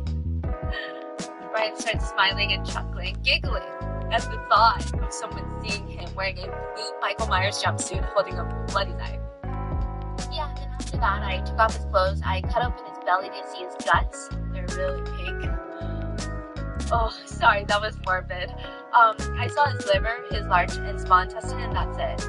Some of it was, I don't know, I was thinking about taking out his heart. I was thinking about crushing the ribs and disemboweling him entirely. I cut him open, but his guts spilled out by themselves when I was stuffing him. Anyway, then I cut off his head. I gave him a glass blow smile, otherwise known as the Joker smile, when you cut from mouth to ear, and he also uses both of his pointer fingers to like repeatedly show the motion. I destroyed his eyes by stabbing them, and he puts his hand near his eyes, and he's holding his hand like a fist, or as if he's holding a screwdriver and screwing a nail in. So I'm assuming that he stabbed it twice. Then they cut off his hand. Brian starts making a stabbing motion, whispering, I cut off his hands. Then I cut off his hands, and I put those into a plastic Ziploc bag, and then I cut off his right arm at the joint, like right below the elbow, and then the joint at the shoulder. And then the other arm, I tried cutting it at the elbow, but then I tried cutting it like closer on the shoulder, but what happened was I accidentally broke his bone. Yeah, so one of the bones was just like poking out. I left that one partially cut and dismembered the rest of it. And I tossed the arms around, like I took the right armpit and I threw it out because it was crispy. I took the left armpit, threw it out, so you might need to look a little bit further from like where the blood is when you go into the fridge. Well, actually, it was a general assault. I was mainly targeting his neck because that's the most vulnerable area, but I was also stabbing his head. I mean, anywhere in general, really. I stabbed his head multiple times. How about his chest and his stomach? His chest, yeah, I stabbed him once through the ribs. I sliced open his belly, I carved up his leg, I made several slices at his leg, actually. The interrogators wanted to know, did you practice on anything else? How did you know how to do it? No, I just went along with the process. You know, the bones, I just pressed the blade down and went, like right at the ligament. And he does this motion, like, you know when you peel garlic, you put the knife flat on the garlic and then you use your other hand to press it down? That's what Brian is saying. Okay, and how hard was that to do? You know, to get them to actually... Not particularly hard. I was just more frustrated that I broke a bone. Why did you cut the arms off? Because I always wanted to know what it felt like to cut up someone. Why did you stop at the arms? Because, well, that's it. Like, that's all I wanted to know. And what it's like cutting off a limb. And I'm just like, okay. And I left the body there. And then I took the head, put it into a leftover pizza box from dinner a few nights ago. And as Brian is moving Warren's body around, he feels something in his pocket. And he reaches in, and it's his wallet. So he takes that, puts that into his passenger seat of his car. He tells the investigator that I took the hands, put them in the back seat, drove home, I hid the hands and the head in my room. I cleaned the knife, threw away the garbage with his blood on it, and then the blood stained like, well, it wasn't stained, like my jumpsuit had splatters on it. I put it in the washing machine. And then after that, I stripped his clothes. I cut open his belly to see his guts. I cut off his head. I gave him a Glasgow smile, but a Joker smile. Destroyed his eyes by stabbing venom. And then I cut off his hands. I put those in plastic Ziploc bags. And then I cut off his right arm at this joint and at this joint. And then I took the head, put it in a leftover box from dinner a few nights ago. And then I took the hands, put them in the back, drove home, hid the hands and head in my room. So to clarify, he took 3 things from the crime scene: a decapitated head, a set of hands, and a wallet. Then he threw his jumpsuit into the wash to get rid of the blood, and he's laying there in bed trying to go to sleep, but he starts freaking himself out. Because he realized that there was a small hole at the pointer part of his middle finger, and he was nervous that that was a partial wound on the body. Like what? Were you worried about, like, leaving evidence behind of being... Also, where are you going again? Why?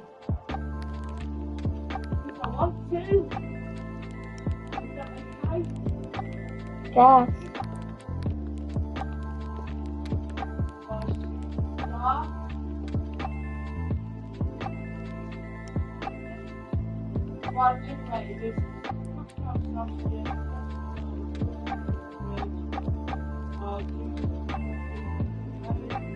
At what time?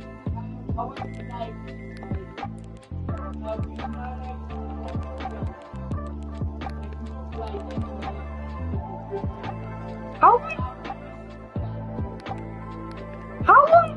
long can I stay up anyway?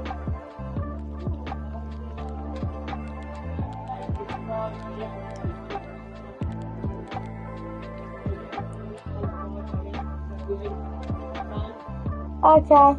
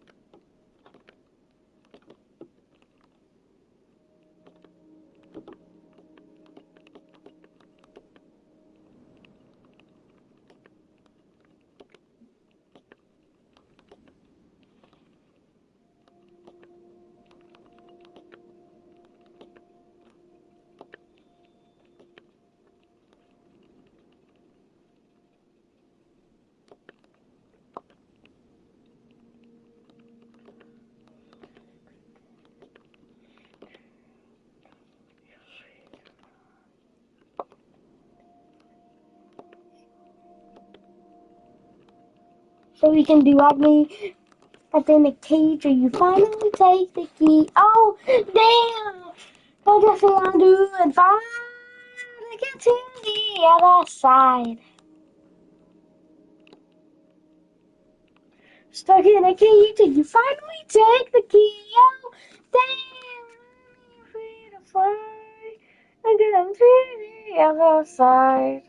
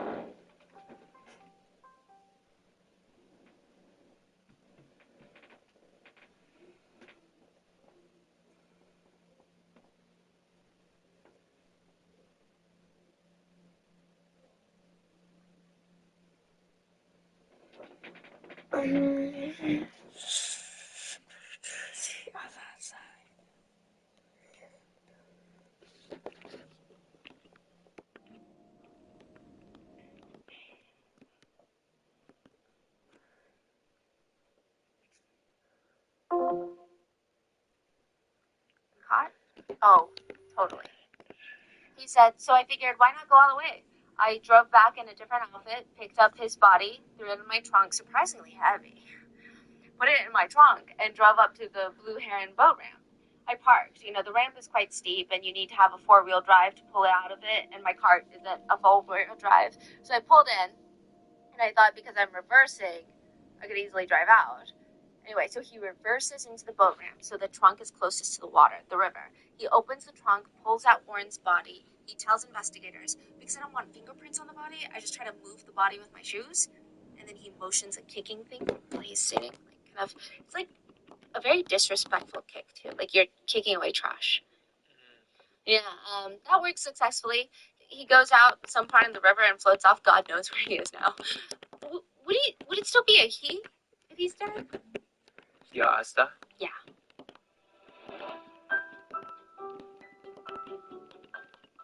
One of our family friends is starting her business, and she's really anxious about it because apparently over 90% of startups fail. She has this adorable online store, so I recommended, like what helped us a lot when we were selling Grandpa Bingo stuff, is Prince, is that no matter what you're selling or how big you are, I think this can apply. Everyone can benefit from Shopify. Shopify is the global e-commerce platform that helps you sell at every stage of your business. From the launch your online shop stage, to the first real life store stage, all the way to did we just hit 1 million orders stage? Shopify is there to help you grow.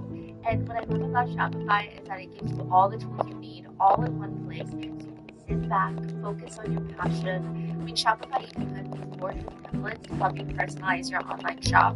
They've got built-in tools that help you create, execute, and analyze your online marketing campaigns. They also have an AI-powered tool called Shopify Magic that can create, anything from blog posts to product descriptions. You can even generate instant FAQ answers. So you can pick the perfect email and time.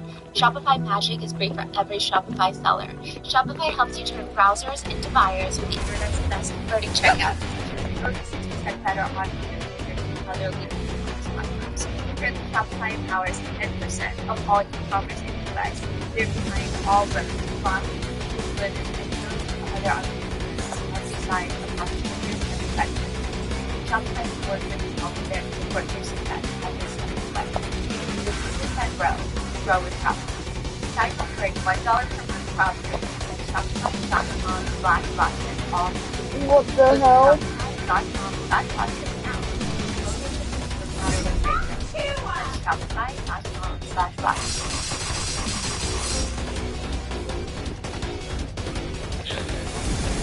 Brian, that's that.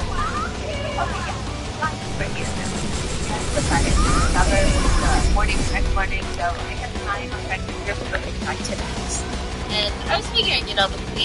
they don't, well, not to be taken offense, but police, they don't really seem to care about high-risk individuals, homeless people, prostitutes, etc. So I was deliberately looking for someone who lived that type of life, and I found a homeless person. The original goal was to just leave him there, but I was worried about the fibers on my outfit and the Let's fingerprints do and all kill of you that.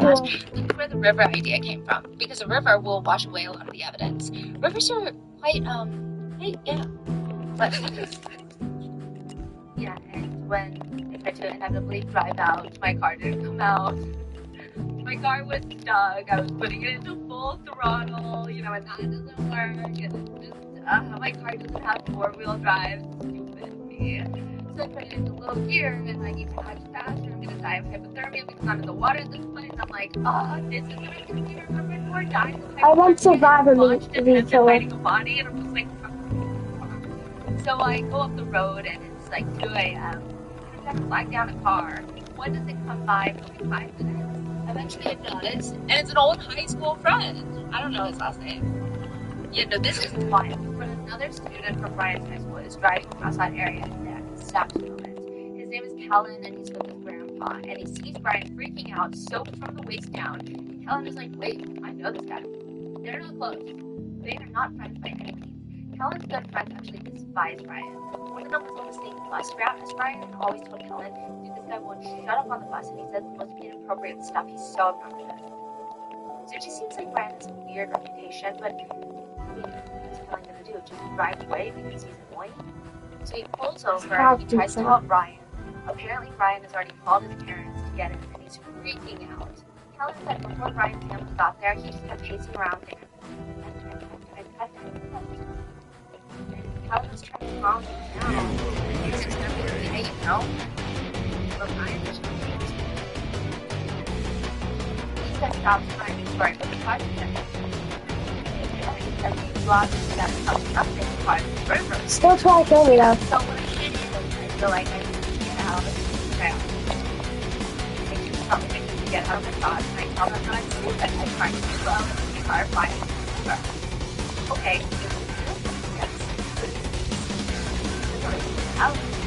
Right. Yeah, however, that possibly just left the body that was on the No, turn off charges.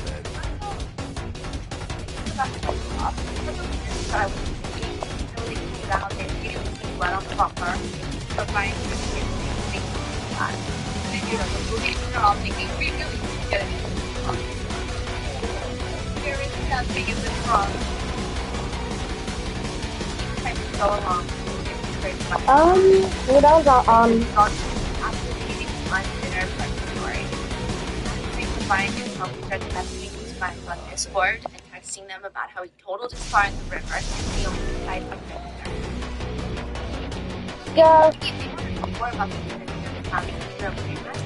okay. Turn time on. What the? There's 3 rules for bodies. I call it 3 rules. 3 hours to the morning. Body stink. 3 days, the body starts to stink because of decomposition. 3 weeks, the body is starting to seriously decompose. And 3 months, the body is unrecognizable. 3 years. Yep. And they both had hospitals with forensics and with anatomy and physiology. That's the 3 rule for bodies. It's something I made up. That's something I don't want to tell my dad to but that's why I'm going to do it. Is it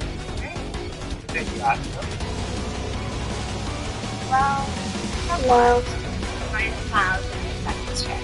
So, a couple of them text us.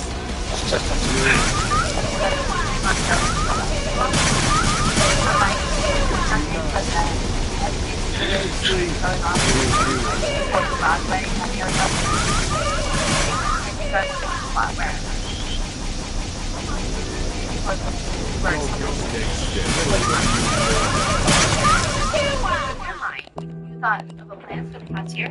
Well, rolling down the street, it's like the egghead thing, where half of me says, well, I'm quite an active woman, and if I'm being honest, I'm not a Casanova. But half of me says I want to take that girl home and make her feel nice, and the other half of me, just like what Ed said, I wonder what her head looks like on a stick. So occasionally when I'm driving down the road, if I see someone who catches my eye, I'm just like, oh, Do you know who the person you killed was? No, I took his wallet and I didn't look at it. I just picked it up, briefly scanned over and put it in my car. Apparently, my mom told me this before she found out that the missing person was Warren Brown, born in 63. He gets it wrong. His name is Warren Barnes. On top of that, cool down on. Now, there were a lot of people who weren't this. She wasn't necessarily scared of him. She was just aware that he was working. She worked in a station called the Shell. And there was an older man, Warren, bright messy beard, flannel, old shirt, waiting outside the gas station before they opened. And it's like pitch black out there. They opened early. Like, nobody's gotten to start their day. They opened inside. She was aware of it. How could she not be aware of it? I did not wait for them to open. The door swung open. She walked in. Bob was on the top. He was like, fine. He was there. What is it? I come. That's it. For a coffee shop, right next to his neighborhood coffee shop. Warren Barnes stopped after Shell gas was work. So he worked for the public. He was of gigs to help companies find reliable workers for so he could help the mayor's office with breaking down boxes. Simple and And clean. in the springtime, in summers, he would do lots of lawn work. Warren was a valued worker. Like, one of his biggest things was that he was incredibly punctual. But on the days that Warren was not working, he would find his way to a bridal boutique where they sell wedding dresses in town. And there would be a chair waiting for him. He would sit down on the chair outside next to the brick wall, and he would serve. He loved cowboy western mysteries, and the locals... And for sure, real quick. He was just always sitting just past I the don't boutique know and the other small shops right off Main Street in a chair that was only allowed for him. Monique, the owner of the bridal boutique, had known about him for 4 years. With the city removing the place of the city removed all the benches where people were unannounced from downtown. And Monique really sat on a chair with this man because all he wanted to do was sit on a bench and read. It was Monique's late father's favorite chair. It was made out of bamboo, and it had this very cushiony plush. And if it was sunny, particularly sunny and warm, perfect napping weather, Warren, who is now late in his 60s, You're not running. Hey, so I'd up. called that she's never seen him not finish his work. Yeah, every day. He would sit behind the shop and read the their reading is. He was comforting. According to local paper that did boots reporting on the Grand Junction community, they said that Warren was known to never beg. He never hassled anyone. He didn't speak unless spoken to. A head nod would usually suffice for hello, and if a friend passed and bid him a good day, his answer was always, and you also. The whole time he and Monique were friends, Warren was right. He denied all food and aid. He was private, but it seems that at the core of it, he just didn't want to be anyone else's friend. Monique would constantly double-check to get a place to stay at night, especially in the winter, and to assure her I don't everyone want- was doing okay, even if he was sleeping on the It seems to me that Monique would try to be out and she would be anyone else.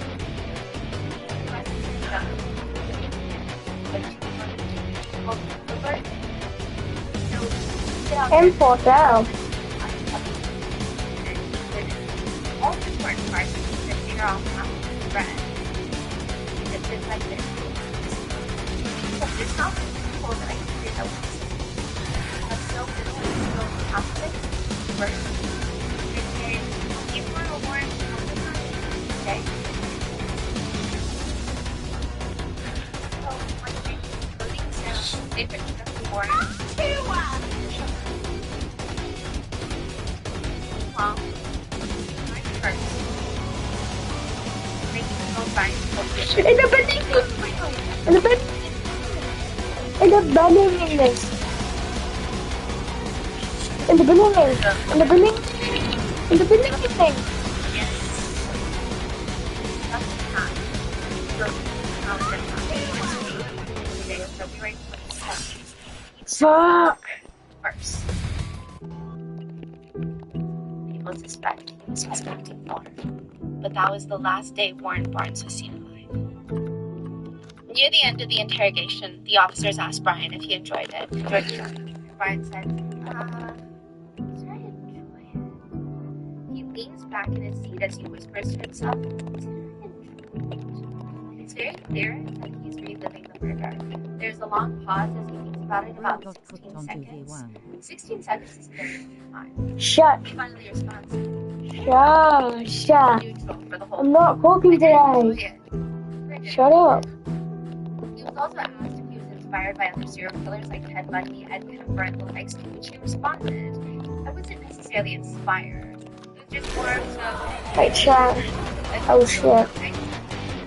Wait, why do I even have guest equipped? What's the point in guest?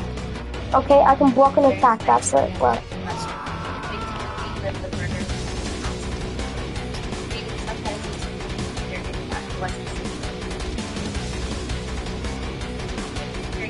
Oh shit, and then 3 Jasons. No.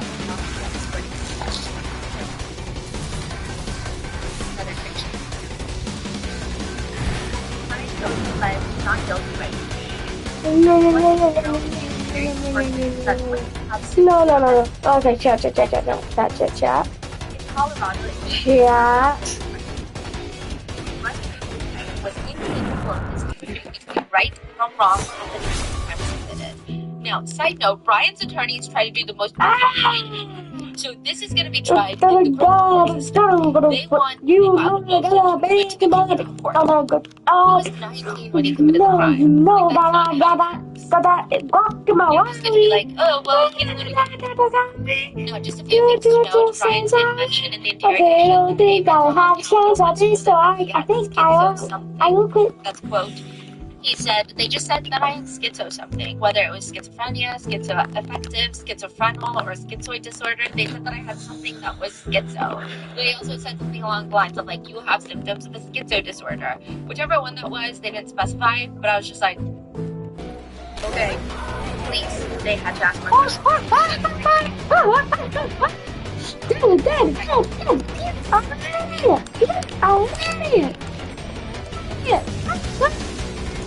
He says, I remember the street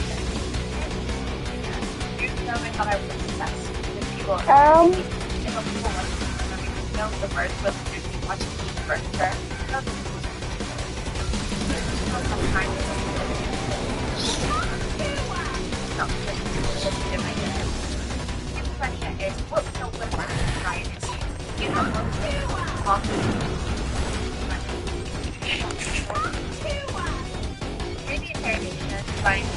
In the beginning. I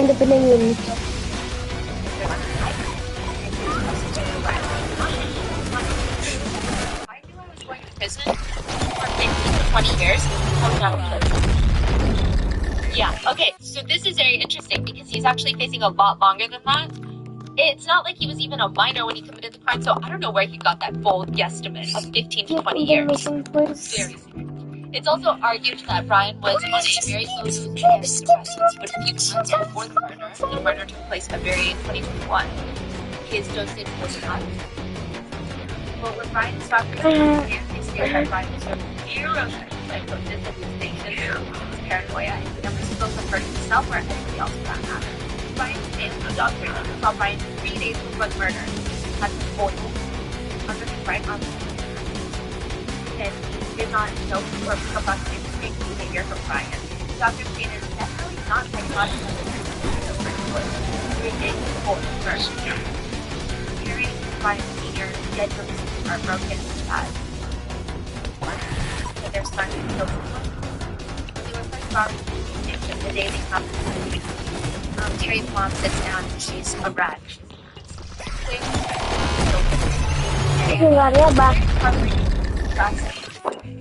Now, Terry tells the investigator about Brian's obsession with crime scenes, and she says a lot of obsession with preservation on crime and crime scenes. And so he's just talking about going into the military in the fall, and when he gets out, having your job. I guess he was talking about becoming an investigator. That's what she said. Yeah, and she like is very. Oh no, hold on. Very depressed. It's like he might go to the military, and then now he, I guess the plan was have you do my job. The investigators also asked her about potential animal abuse. Brian himself admitted to killing a cat for fun, but it seems like that they really had no clue. She said, "Oh no." Unless the next killer is He loves our Wolfram. dogs, you know what I mean? He's very affectionate with our animals, you know, and he watched, you know, just last week he watched that. So where's me? Well, okay. And, sorry, y'all watched it. I mean, I watched it. I'll be like, okay, Okay. help yourself to whatever you want, alright? Alright.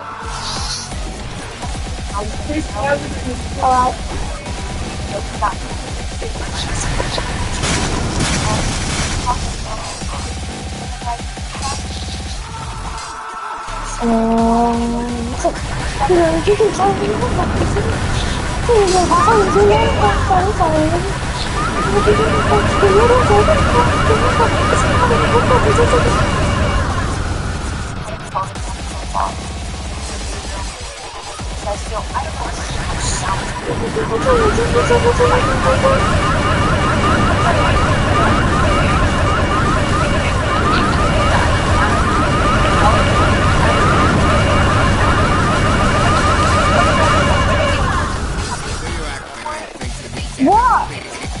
Okay.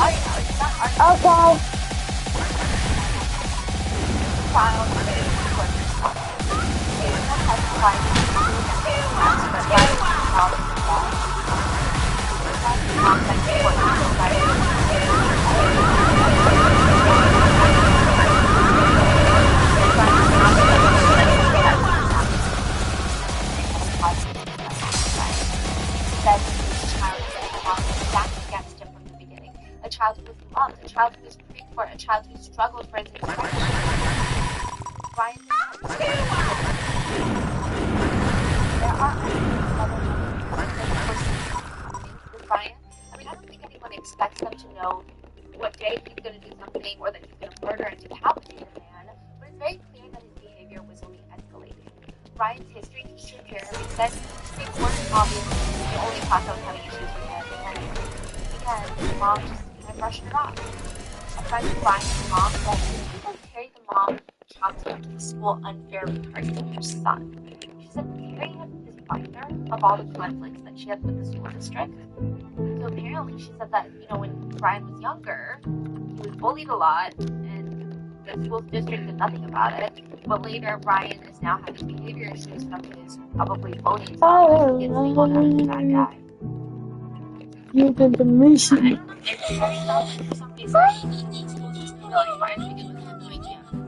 While Brian's parents seem surprised to a degree, the school teachers do not. All of us said, I'm not surprised. Murder. For 20 years, and I know you can't get a gut feeling, okay? But it's just, I just always felt uneasy around it. Like there was, you know, and he needed a lot more help than we could offer him in the public school setting. So when I saw that on the news, I hated to see it. I wasn't necessarily surprised, but yeah. Another teacher stated, no, I wasn't surprised. I was just more let down by the system because we'd called him out that he needed help and he had all these kinds of red flags that were going off, and it still happened. One coworker from Safeway, though Brian worked part-time as a backer, stated that Brian became more talkative in the months leading up to the murder. He also talked about how he didn't have any friends. So she was trying to cheer him up, and she told him, well, we're your friends. Me and all the other coworkers were your friends. And he responded, yeah, it's a pity. One of Brian's friends testified at the trial, and she basically, even during her police interview, said, well, he never talked to me about killing a homeless person specifically, but he definitely talked to me a lot about killing. And I was actually surprised because I thought something like that would be a much larger scale. Like, I thought it was a vulgar, but I think that it would be more. Much like, super, so much there.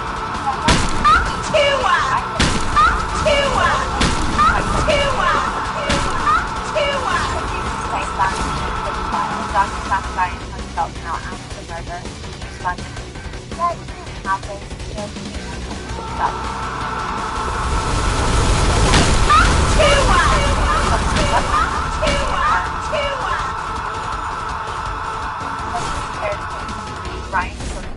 was found guilty of first-degree murder and sentenced to life in prison. Brian's mom shouted at Brian, "I'll visit you as soon as I can, baby," when he was sentenced. And it's alleged that he did not even look at her. Terry, the mom, seems to be coping in her own way. She's got her emotional support.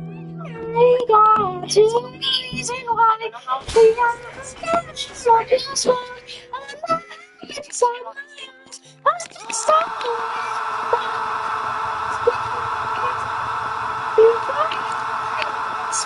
Brian was murdered at the age of 19 and would have likely gone on to become a notorious serial killer.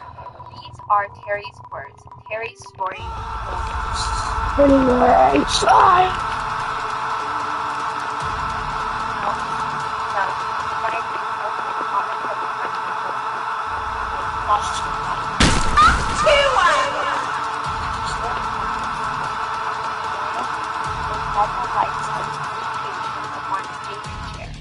In front of the Bible.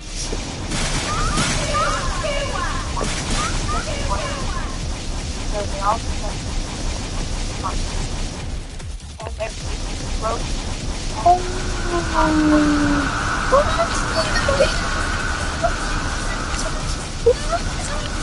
What's going on? I must be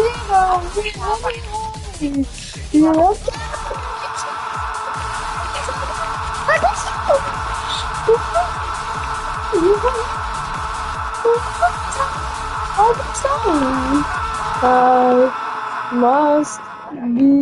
The interrogation video went viral and it reason just why I must be reason why I've given up your smile and looking for you. two sisters walk into one of those toy concerts. I must be the reason why you are. So both the sisters, Heather and Jessie, they're walking in wearing they've got kids, a boy toddler, and a little 11 baby. Right See you there. walk in.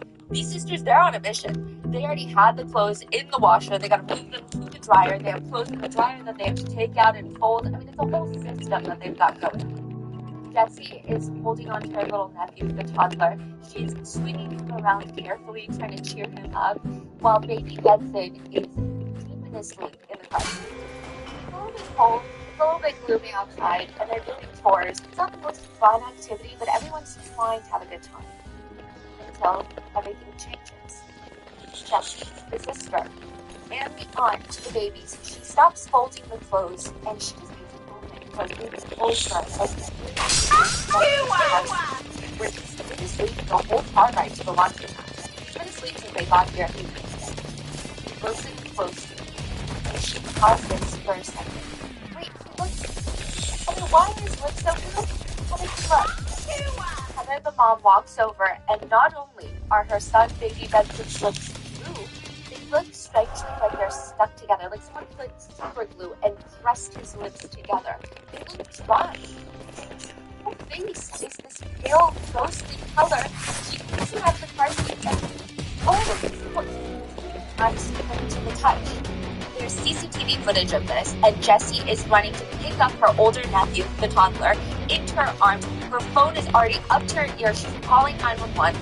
Heather is seen on the cameras quieter, but she looks hyper-focused on performing chest compressions on her baby boy. 911, what's your emergency? Please, God, this baby is dead. Please, we're at the laundromat on the corner of 3rd and Union, and please. Where are you? It's a laundromat. I don't know the name of it, but I have another child in my arms, and my sister's baby is dead. We need you to start CPR on that baby. We don't know how. We don't know how. He's on his back. We have him on his back. I need you to tip his head back. He's freezing cold. He's freezing. Tip his head back, Heather. Tip his head back. You can see Jessie holding the toddler in her arms. He's crying. He's starting to freak out. Heather, again, is hyper-focused on the chest compressions and trying to figure out how to do CPR. Now, initially, during this phone conversation, Heather sounds determined. She sounds like she has nothing else on her mind but these chest compressions. But halfway through, you start hearing her voice start to shake. And while she's pushing down on her baby's chest, she says,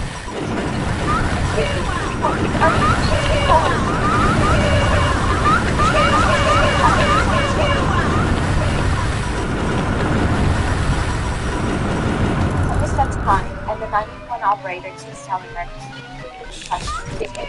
They're on their way to you. They're on their way. But it's no use. Baby Benson is already dead. He was already dead when they pulled him out of the car seat and called 911. And he was already dead when they walked into the laundry room. In fact, he's been dead for multiple hours. Which begs the question, when did he die? How did he die? And why did he die?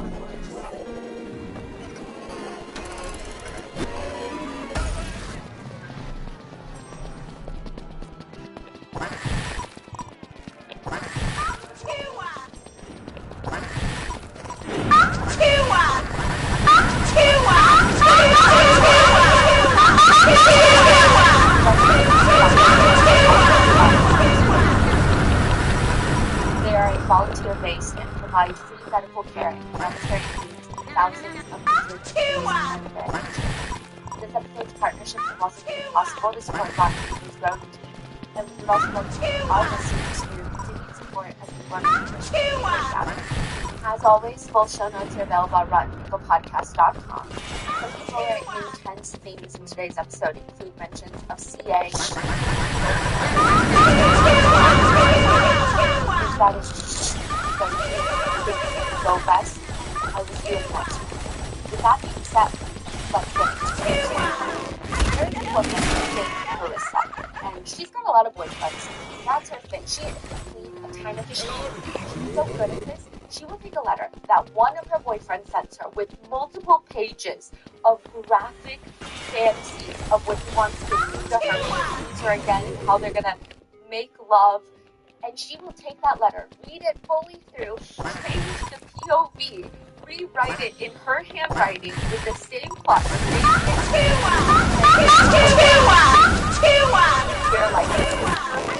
That she has.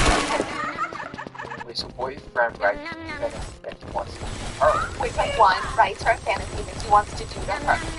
Like, I want to hug you. She changes the POV and sends it to boyfriend number 2. Exactly. I mean, for her, it's just fun that she has the same interests in. I think that she has a boyfriend lined up. She might be one of them. Her firm dating requirements are, you're gonna like kids. That is a deal breaker for her. If you only kid, if you don't want kids, she's not gonna choose. She already has 5 kids. She's pregnant with her 6th kid, and she still has plans to have at least 3 more kids. She writes to one boyfriend. You only have 1 kid. You know, that's cool. You don't want any more kids. That's not cool. I want more kids. That's what you're saying. So we might not work out that way. The second dating requirement is they shouldn't take everything they see on the news too seriously. It's very annoying when someone can't understand that there's fake news being spread on mainstream media news outlets and even social media. You can't just have a boyfriend who sits there and parrots what he hears on the news without thinking about all the biases that are involved. I mean, really, she hates the news. She writes to one of her boyfriends about her whole life, and she says, I want to move out of town and just be with you and me, like we always do. We can work, watch movies. You better use all that. Sleep together, sleep together some more. She says, okay, if you and your favorite part so much, I mean, I haven't shaved since I got here. It's not cool at all. I love it everywhere, but I want to end you so bad right now. I miss you. We're going to touch right away when we get home. I don't care how good you're going to be. Anyway, I love being a mom. I love you so much. I love you so dearly. They want to say that I'm a monster to babies. You better use all that or else. Like, I can't believe these people. The news makes me look like I'm some monster and that I kill babies. It makes me mad because I'm not a killer and I love babies. I love kids. ETC, etc. I'm a good mom. Like, listen, an accident. I was frustrated, just a mistake that happened, and it sucks, and I was frustrated and scared, and I did take on a lot of responsibility, but I love kids, and I'm not a killer, and I'm still your good girl, always. I would never beat a baby. Hell no, I love kids so much. Marissa hands that letter over to the prison guards. It's just not fair. What do you think? Get it too? You better hear her. A few hours before baby Benson was found deceased at the laundry, a couple is seen walking into McDonald's with fake kids. The toddler from the laundry mat with his 19 little infants in their own car seat. So they have a toddler, and instead of just one car seat, they have an additional car seat with 3 kids. One walking the other. They walk over to the counter. They order their meal. They find this almost out of the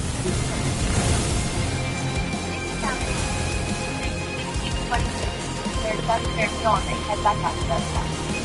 At this point, one of the 5 people, the couple, the kids,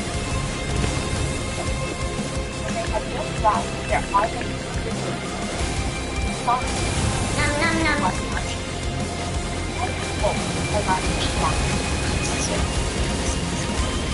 One was waiting at the top of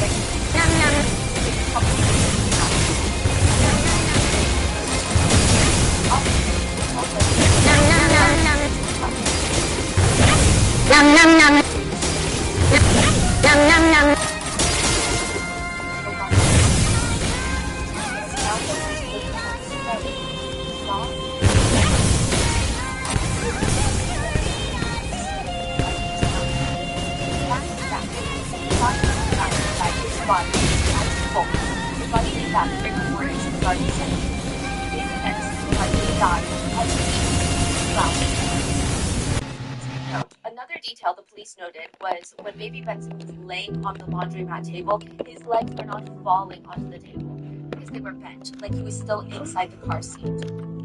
Rigor mortis, again, had set in. They're not falling to the table from the gravity. They picked the baby out of the car seat and laid it on the table. The mom did. The baby still fits in that seating position. Yes, the legs are still bent. What is going on? I mean, obviously authorities have to run through all the theories. Is it sudden the possibilities have to be checked off. Did this baby die from a cold? Was it already sick baby, previous illnesses?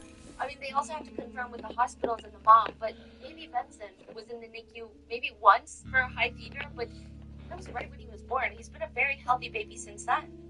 How old was he? 11 weeks old. Always keep moms because the baby is only 3 months old. It could be postpartum depression. Police have to think about that. But mom does seem very open to being investigated. She's handing over her car keys, her diaper bag, her phone, literally whatever the police want. She's giving it to them. No questions asked. Heather and Bessie, the sisters, they already have an idea of what happened. Don't want him, but it's ended, and it's going to show signs. We were certain that babysitter business was healthy.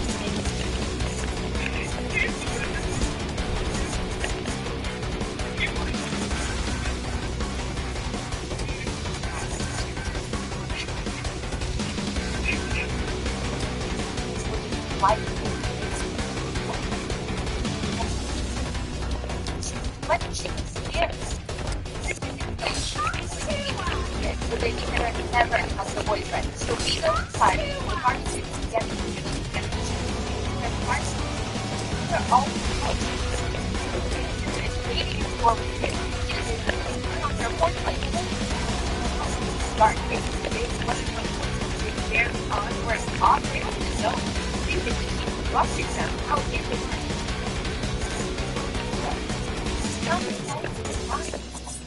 The sisters were maybe standing in the doorway for about 2 seconds. They briefly point out what appeared to be a hickey on the babysitter's neck.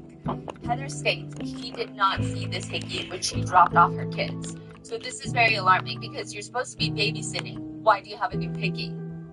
But the babysitter just made a joke as a response and then rushed them out. So when that door shut, they're gone. They're out there. It was so quick. But again, her face was, quote, beat red. I'm not even kidding you. Both the sisters remember thinking at that point, Jesus Christ, what the hell is going on? It was just so unusual. This was like 20 minutes ago.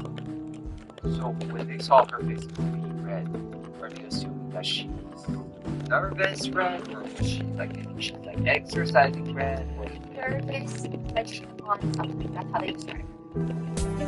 They did notice that Benson had his hat pulled down over his eyes. He was asleep in the car seat. They don't wake him up. I mean, Heather, as lightly as she can when placing him into the car, she lightly, so gently, pulls the hat up to uncover his eyes. Just because she's worried he's going to wake up from his nap and start freaking out. Wilson.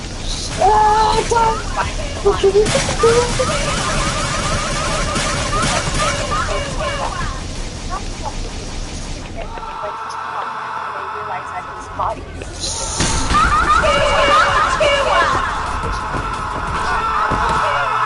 Nobody can blame her for what she basically answered all the investigators' questions, and it's starting to crack. I just picked him up from the babysitter. Is he dead? Please, nobody tell me he's dead. That's too obedient. I picked him up from the babysitter. I came back to get my clothes and I took him out and he was cold and he's not moving and I gotta get my son out of here. I can't do this. Just stop.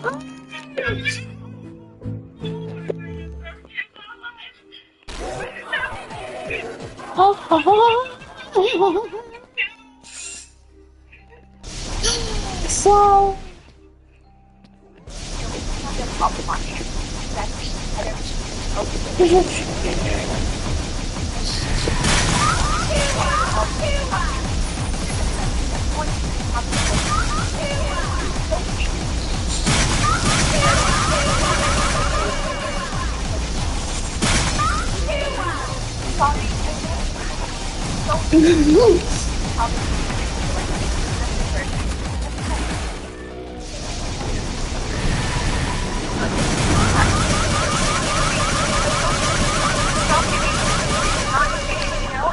sorry.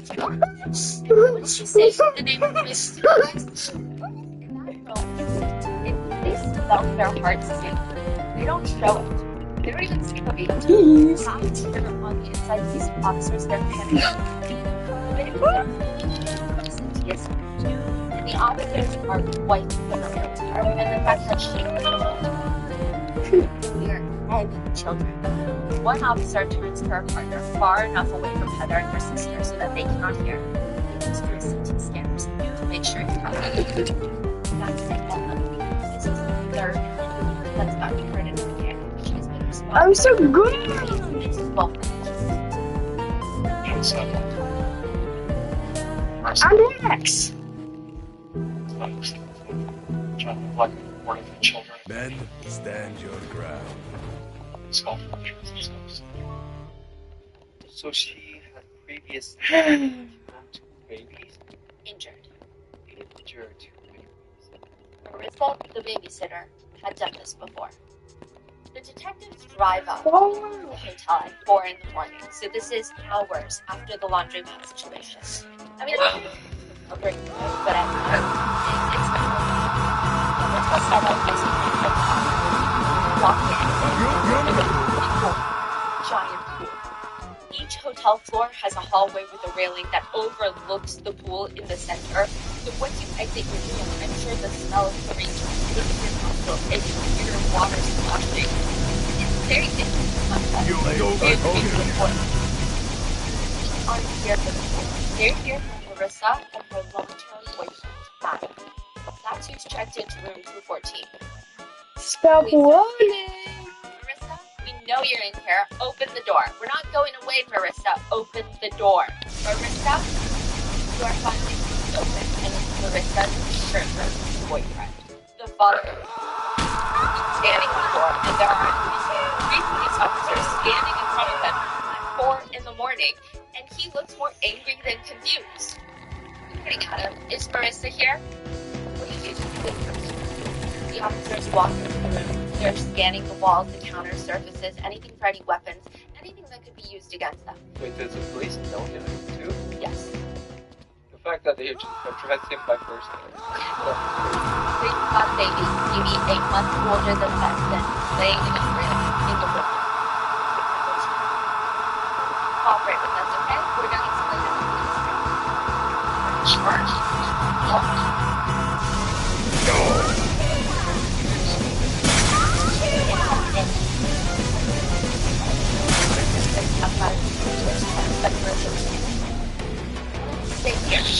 Chris are harassing the hell out of us, and she already got charged. We'll be at court. Why are you gonna come here?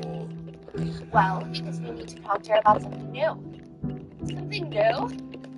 International press. Because we wanted to get away. From what?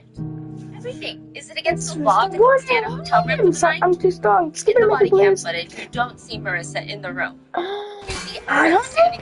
You see the other officer standing. Don't change my mind And that's about because this. she's in front of you of the body cam. No. This whole Oh, I know. It's gonna go down, and I know it's not that good, and I know it might be good. on the body cam footage. The detective walks over, like that. Marissa, you cannot sit and talk to me. Marissa, you're the detective. Please leave this whole time.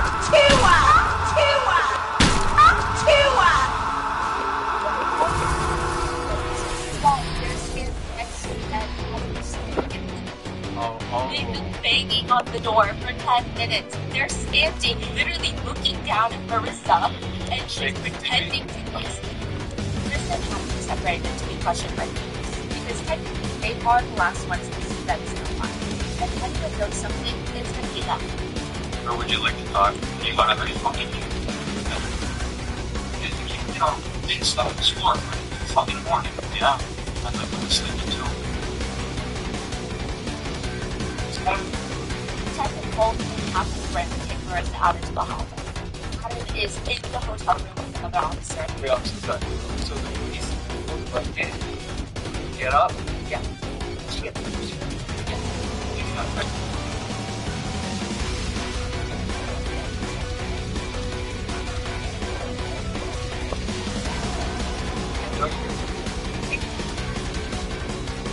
Detective Holt starts her line of questioning. I mean, she's pretty upfront about the situation.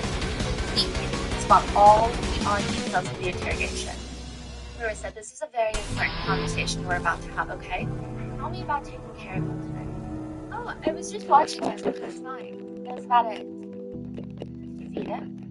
I fed him once and he slept. And then, well, we went outside when they got here first. A little bit because it was nice out. With the kids. Okay, and he was dressed in what? He was dressed in a snowsuit. Basically one of those like gray onesies. He was dressed in a snowsuit all alone. Okay, and then you were home alone.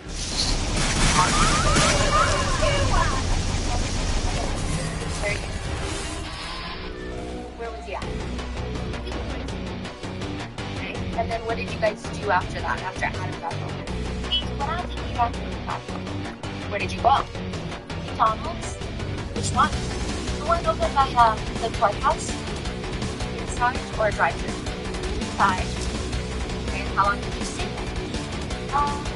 Maybe 2 minutes tops. Okay, so you ate it then.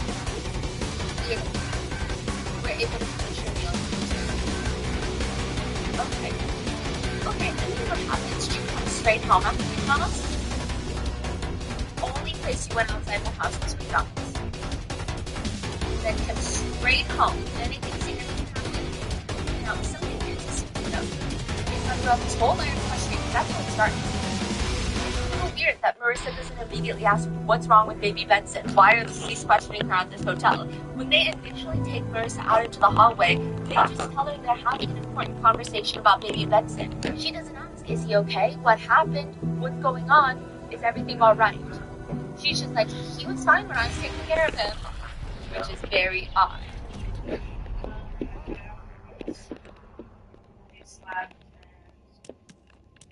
Well, we went outside.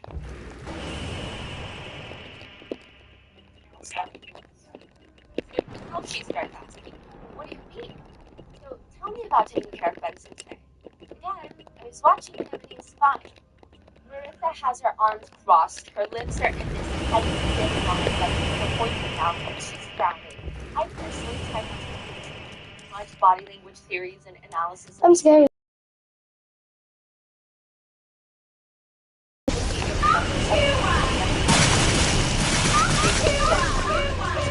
Authorities or have his body. That being said, she looks so guilty. I mean, I don't know how else to put it.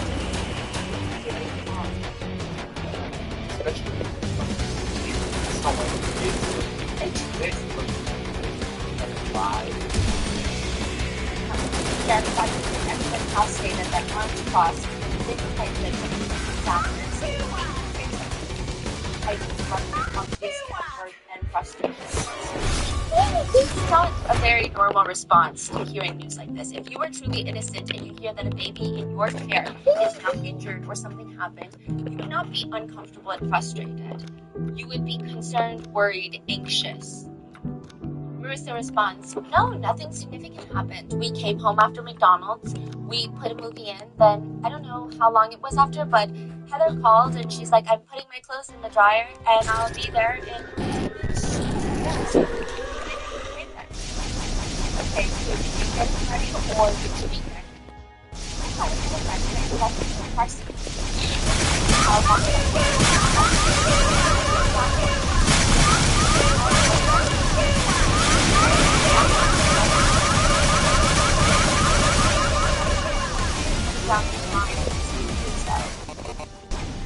netizens have pointed out, please let me know if you caught these, are that her descriptions today are very a lot more details to add, but it seems like she can barely remember what's going on.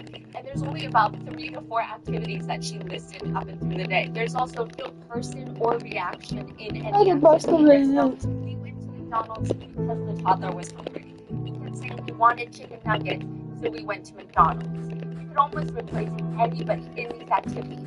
The only part where there's a little bit of that is when Heather calls to tell her she's going to be picking up her kids in 15 minutes. I'm experienced guest no cooldowns. I'm experienced in guest no cooldowns. The detective keeps going. He was awake the whole time.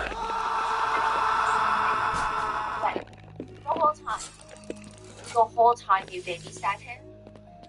All of a sudden, Marissa's mouth turns all the way up and she smiles really big. It's a bit of a sweet smile. She's showing all of her smile. Like, warrants a smile. Up to the fact that she feels uncomfortable being caught in a weird situation where she's right about I was blocking! After he got there, he was up for like a couple of hours. And then I put him in the pack and play, and I had this little camera, like the video monitor. And then, like, I didn't check on him because I have that now, so, like, yeah. You wake up all the time? No, he's sleeping. What? The whole time you babysat him? Oh, no, I mean, like, after he got there, he was up for, like, a couple hours, and then... He was in your back in her bedroom. Then she just pauses for a really long time. Just starts zoning out. It looks like she's trying to look through the walls of the hotel to see what Adam is doing. Why did she smile and laugh?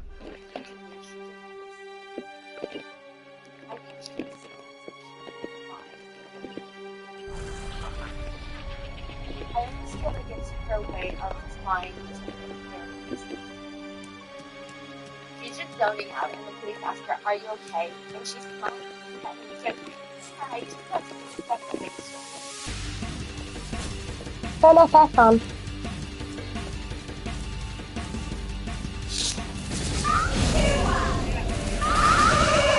The audio of this next part is redacted, but the authorities decided to finally tell her that Benson has this reaction is what she should go viral. So they didn't tell her that they've been dead, which is that she'll be babysitting the day of Max. And you know with her in the fight system, it wasn't in the fight system, but it's like and it's really asked her to do something that makes one smile with rough heart. After remind yourself, wait, I'm in the middle of a fight right now. Take time. And Marvel gets you downward. I said prices where it wants to be held, and I took endless time to possibly down. Wait, let's do fights based on killers. Yeah. She starts talking, her face persuades her, and it looks like her lips are going to smile. She sees her face up and goes, look at me again. Why? One moment.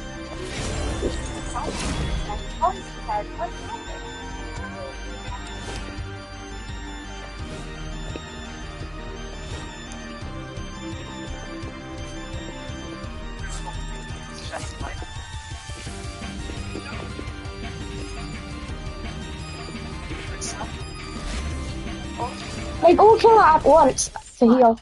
If you just screenshot this part of the interrogation and you take a picture of Marissa, you take it onto the street and you ask people, hi, what emotion does this woman have?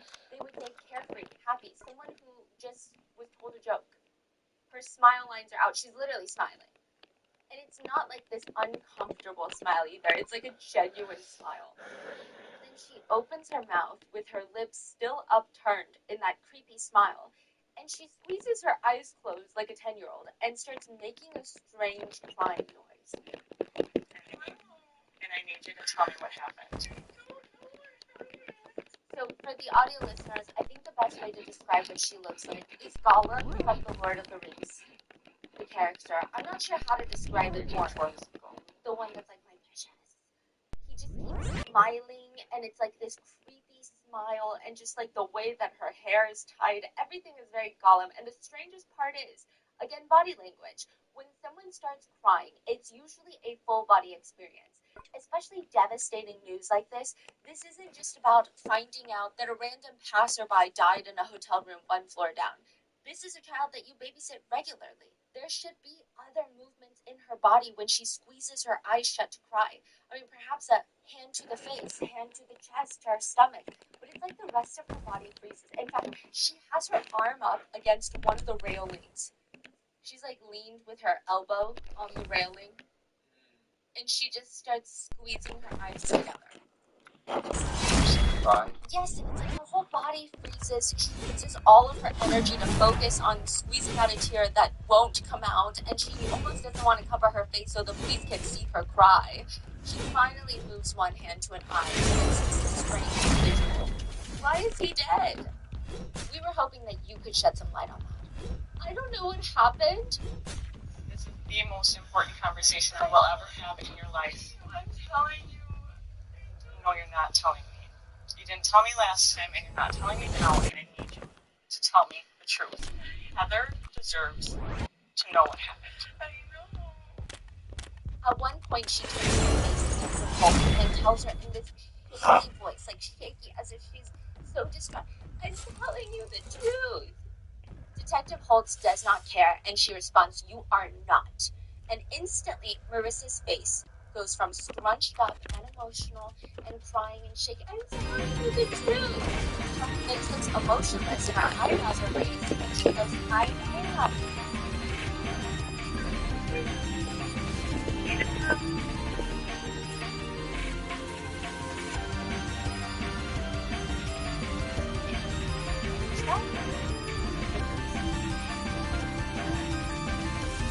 That's also like texting.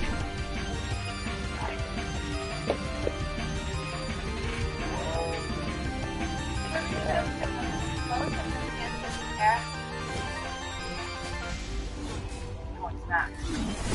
No, it's not. How do you think it sounds?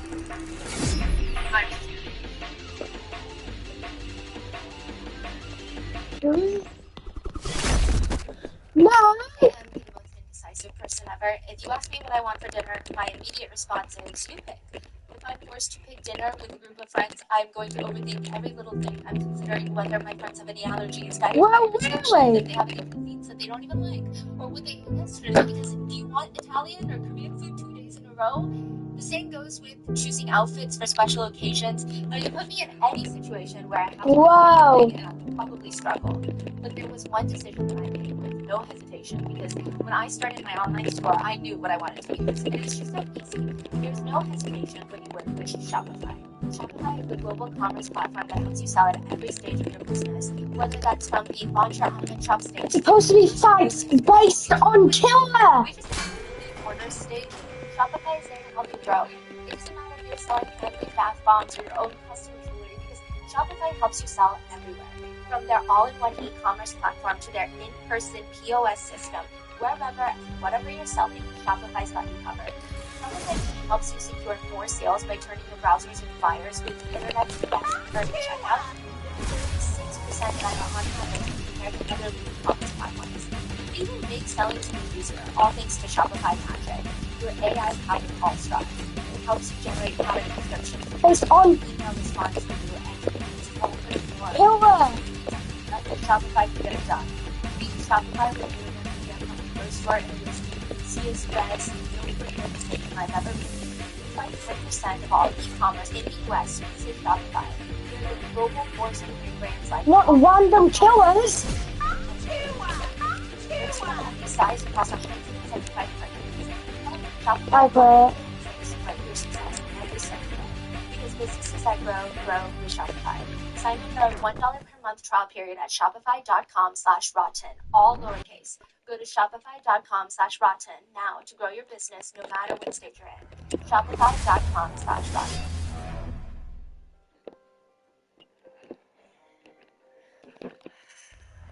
Right before this, authorities had broken into her home looking for her. She was not there. They went through the courts to be able to get her tracked on her phone. And that's how they got to the Plaza Hotel at 4 a.m. and asked her about the events. They did not trace her phone through cell towers. Her phone was off.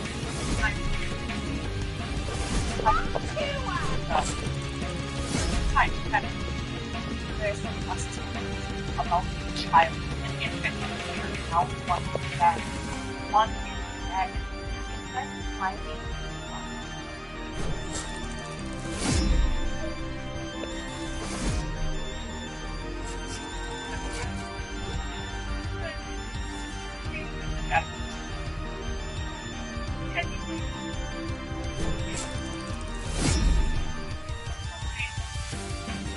Marissa is lying.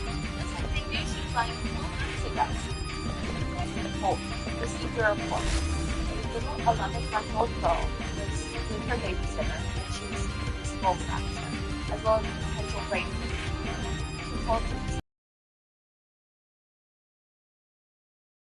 it involves children. It was not just her on the case. She went over to the babysitter's house to investigate. That's where the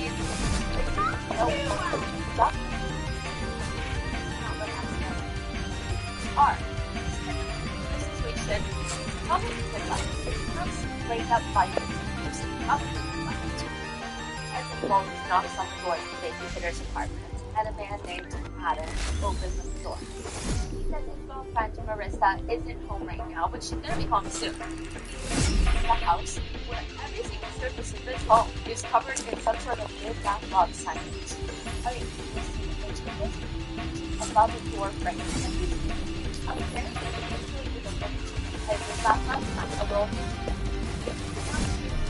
It's very busy.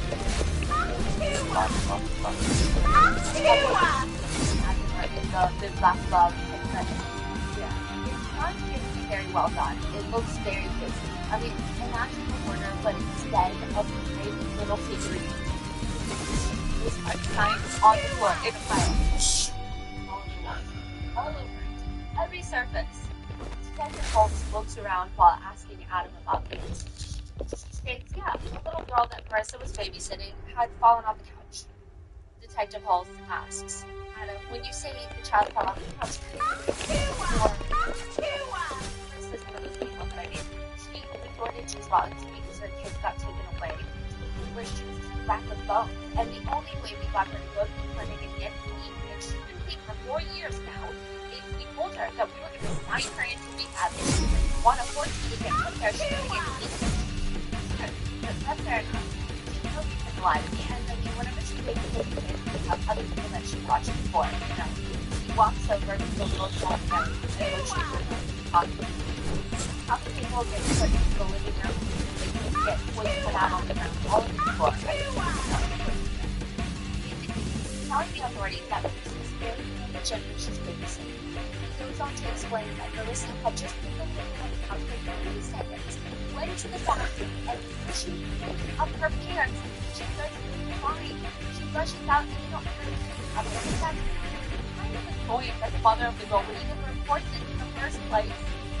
Because It's just like they are. They can't come talk about something or talk to us before they go and get you guys involved. obviously felt and hit a toy or something. We're just trying to go kick it. Let's get this all this stuff. Well, ridiculous. I'm getting a little bit upset with you. No, just calm down, everything's fine. I can't calm down. I social services so many times. I can't work with that. Now look, you guys get the test. Okay, so again, that's all I can do. Let's just go.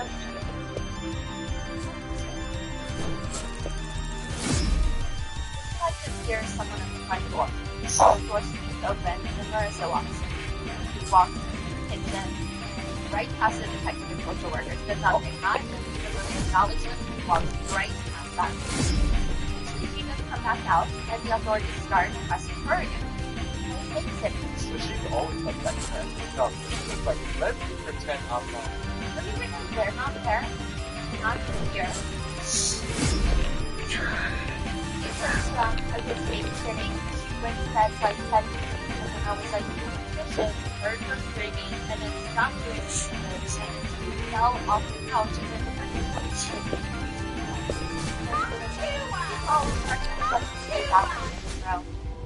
You were doing dishes, and then you heard screaming. Fascinating. You're adding, remember, our Marissa has 2 stories. Literally just walking hands up, she heard her.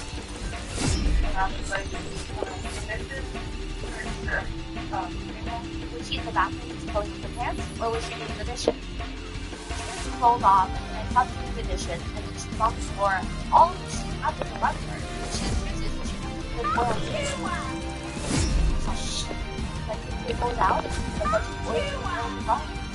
Do you know which toys are out here? It's like a bunch of wood, and yes, she's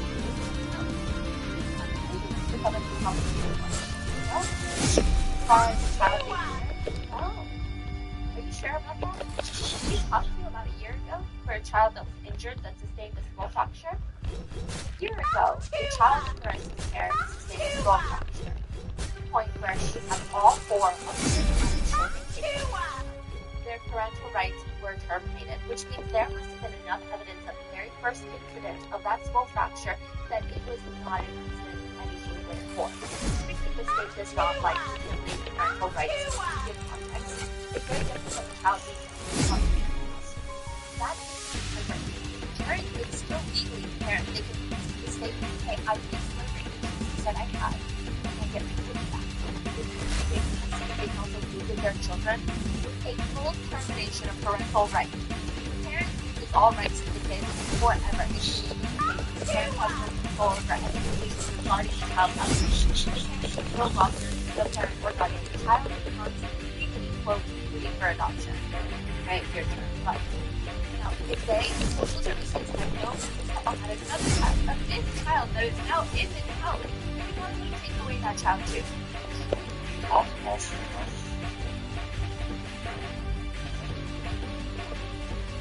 They have a young son that was born maybe a few months ago.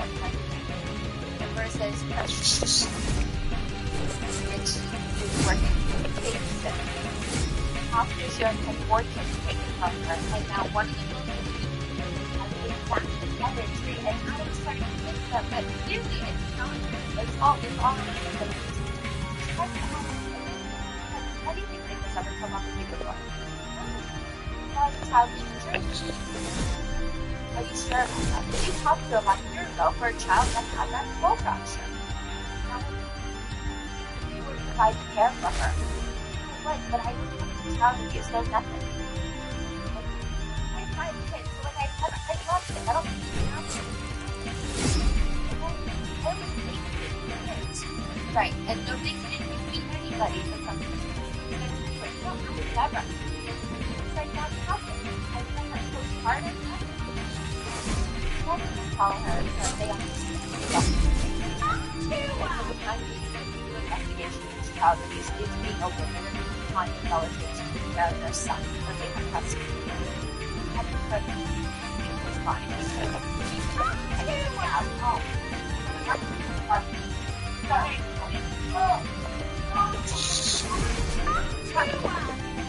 One talking to him.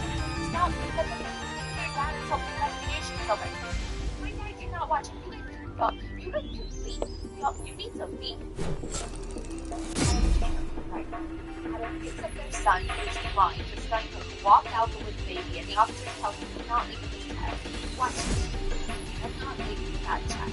The baby starts crying in his arms off upstairs to the kitchen, and he just lost his mind. Finally, the social worker heard him come stopping this scary movie. The offers to leave. House again. What can call for I do. Investigation. He would think no. No. No.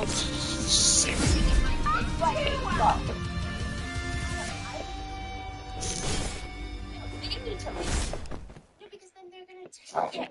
I've asked all of you nicely. I told you guys when you came into my house, did I not? If you guys think you're taking my kid or asking my kid to go anywhere, I don't have any family members. We have no family. I was not here. Why would my kid ever have to leave when I'm his parent? She was the only one here. She can leave. That's what's gonna happen. She's gonna go stay with my sister. He uses both of his fingers to point at the ground. The baby is staying here. That's the situation. You guys can go. Well, we're not leaving until this is all sorted out. I told you guys it's gonna happen. I told them they came into this house. I told them nicely, and I told them from day one. You guys are all lying, all of you. That's why I don't trust any of you cocksuckers. I don't think anyone's lied to you at this point. Did I not? I walked in the door. I said, you think you're gonna do anything with my kid? You better come smart. That's what I said. Sometimes it's just because you want them to. You tell them to pay the bills. Do you guys come and pay burgers? No. Please leave. He's screaming at them. You guys can leave. I'm not going to call you 15 times. You can talk through my door, but I I'm sorry. We can't leave him inside Spanish. I'm pissed off because you guys keep saying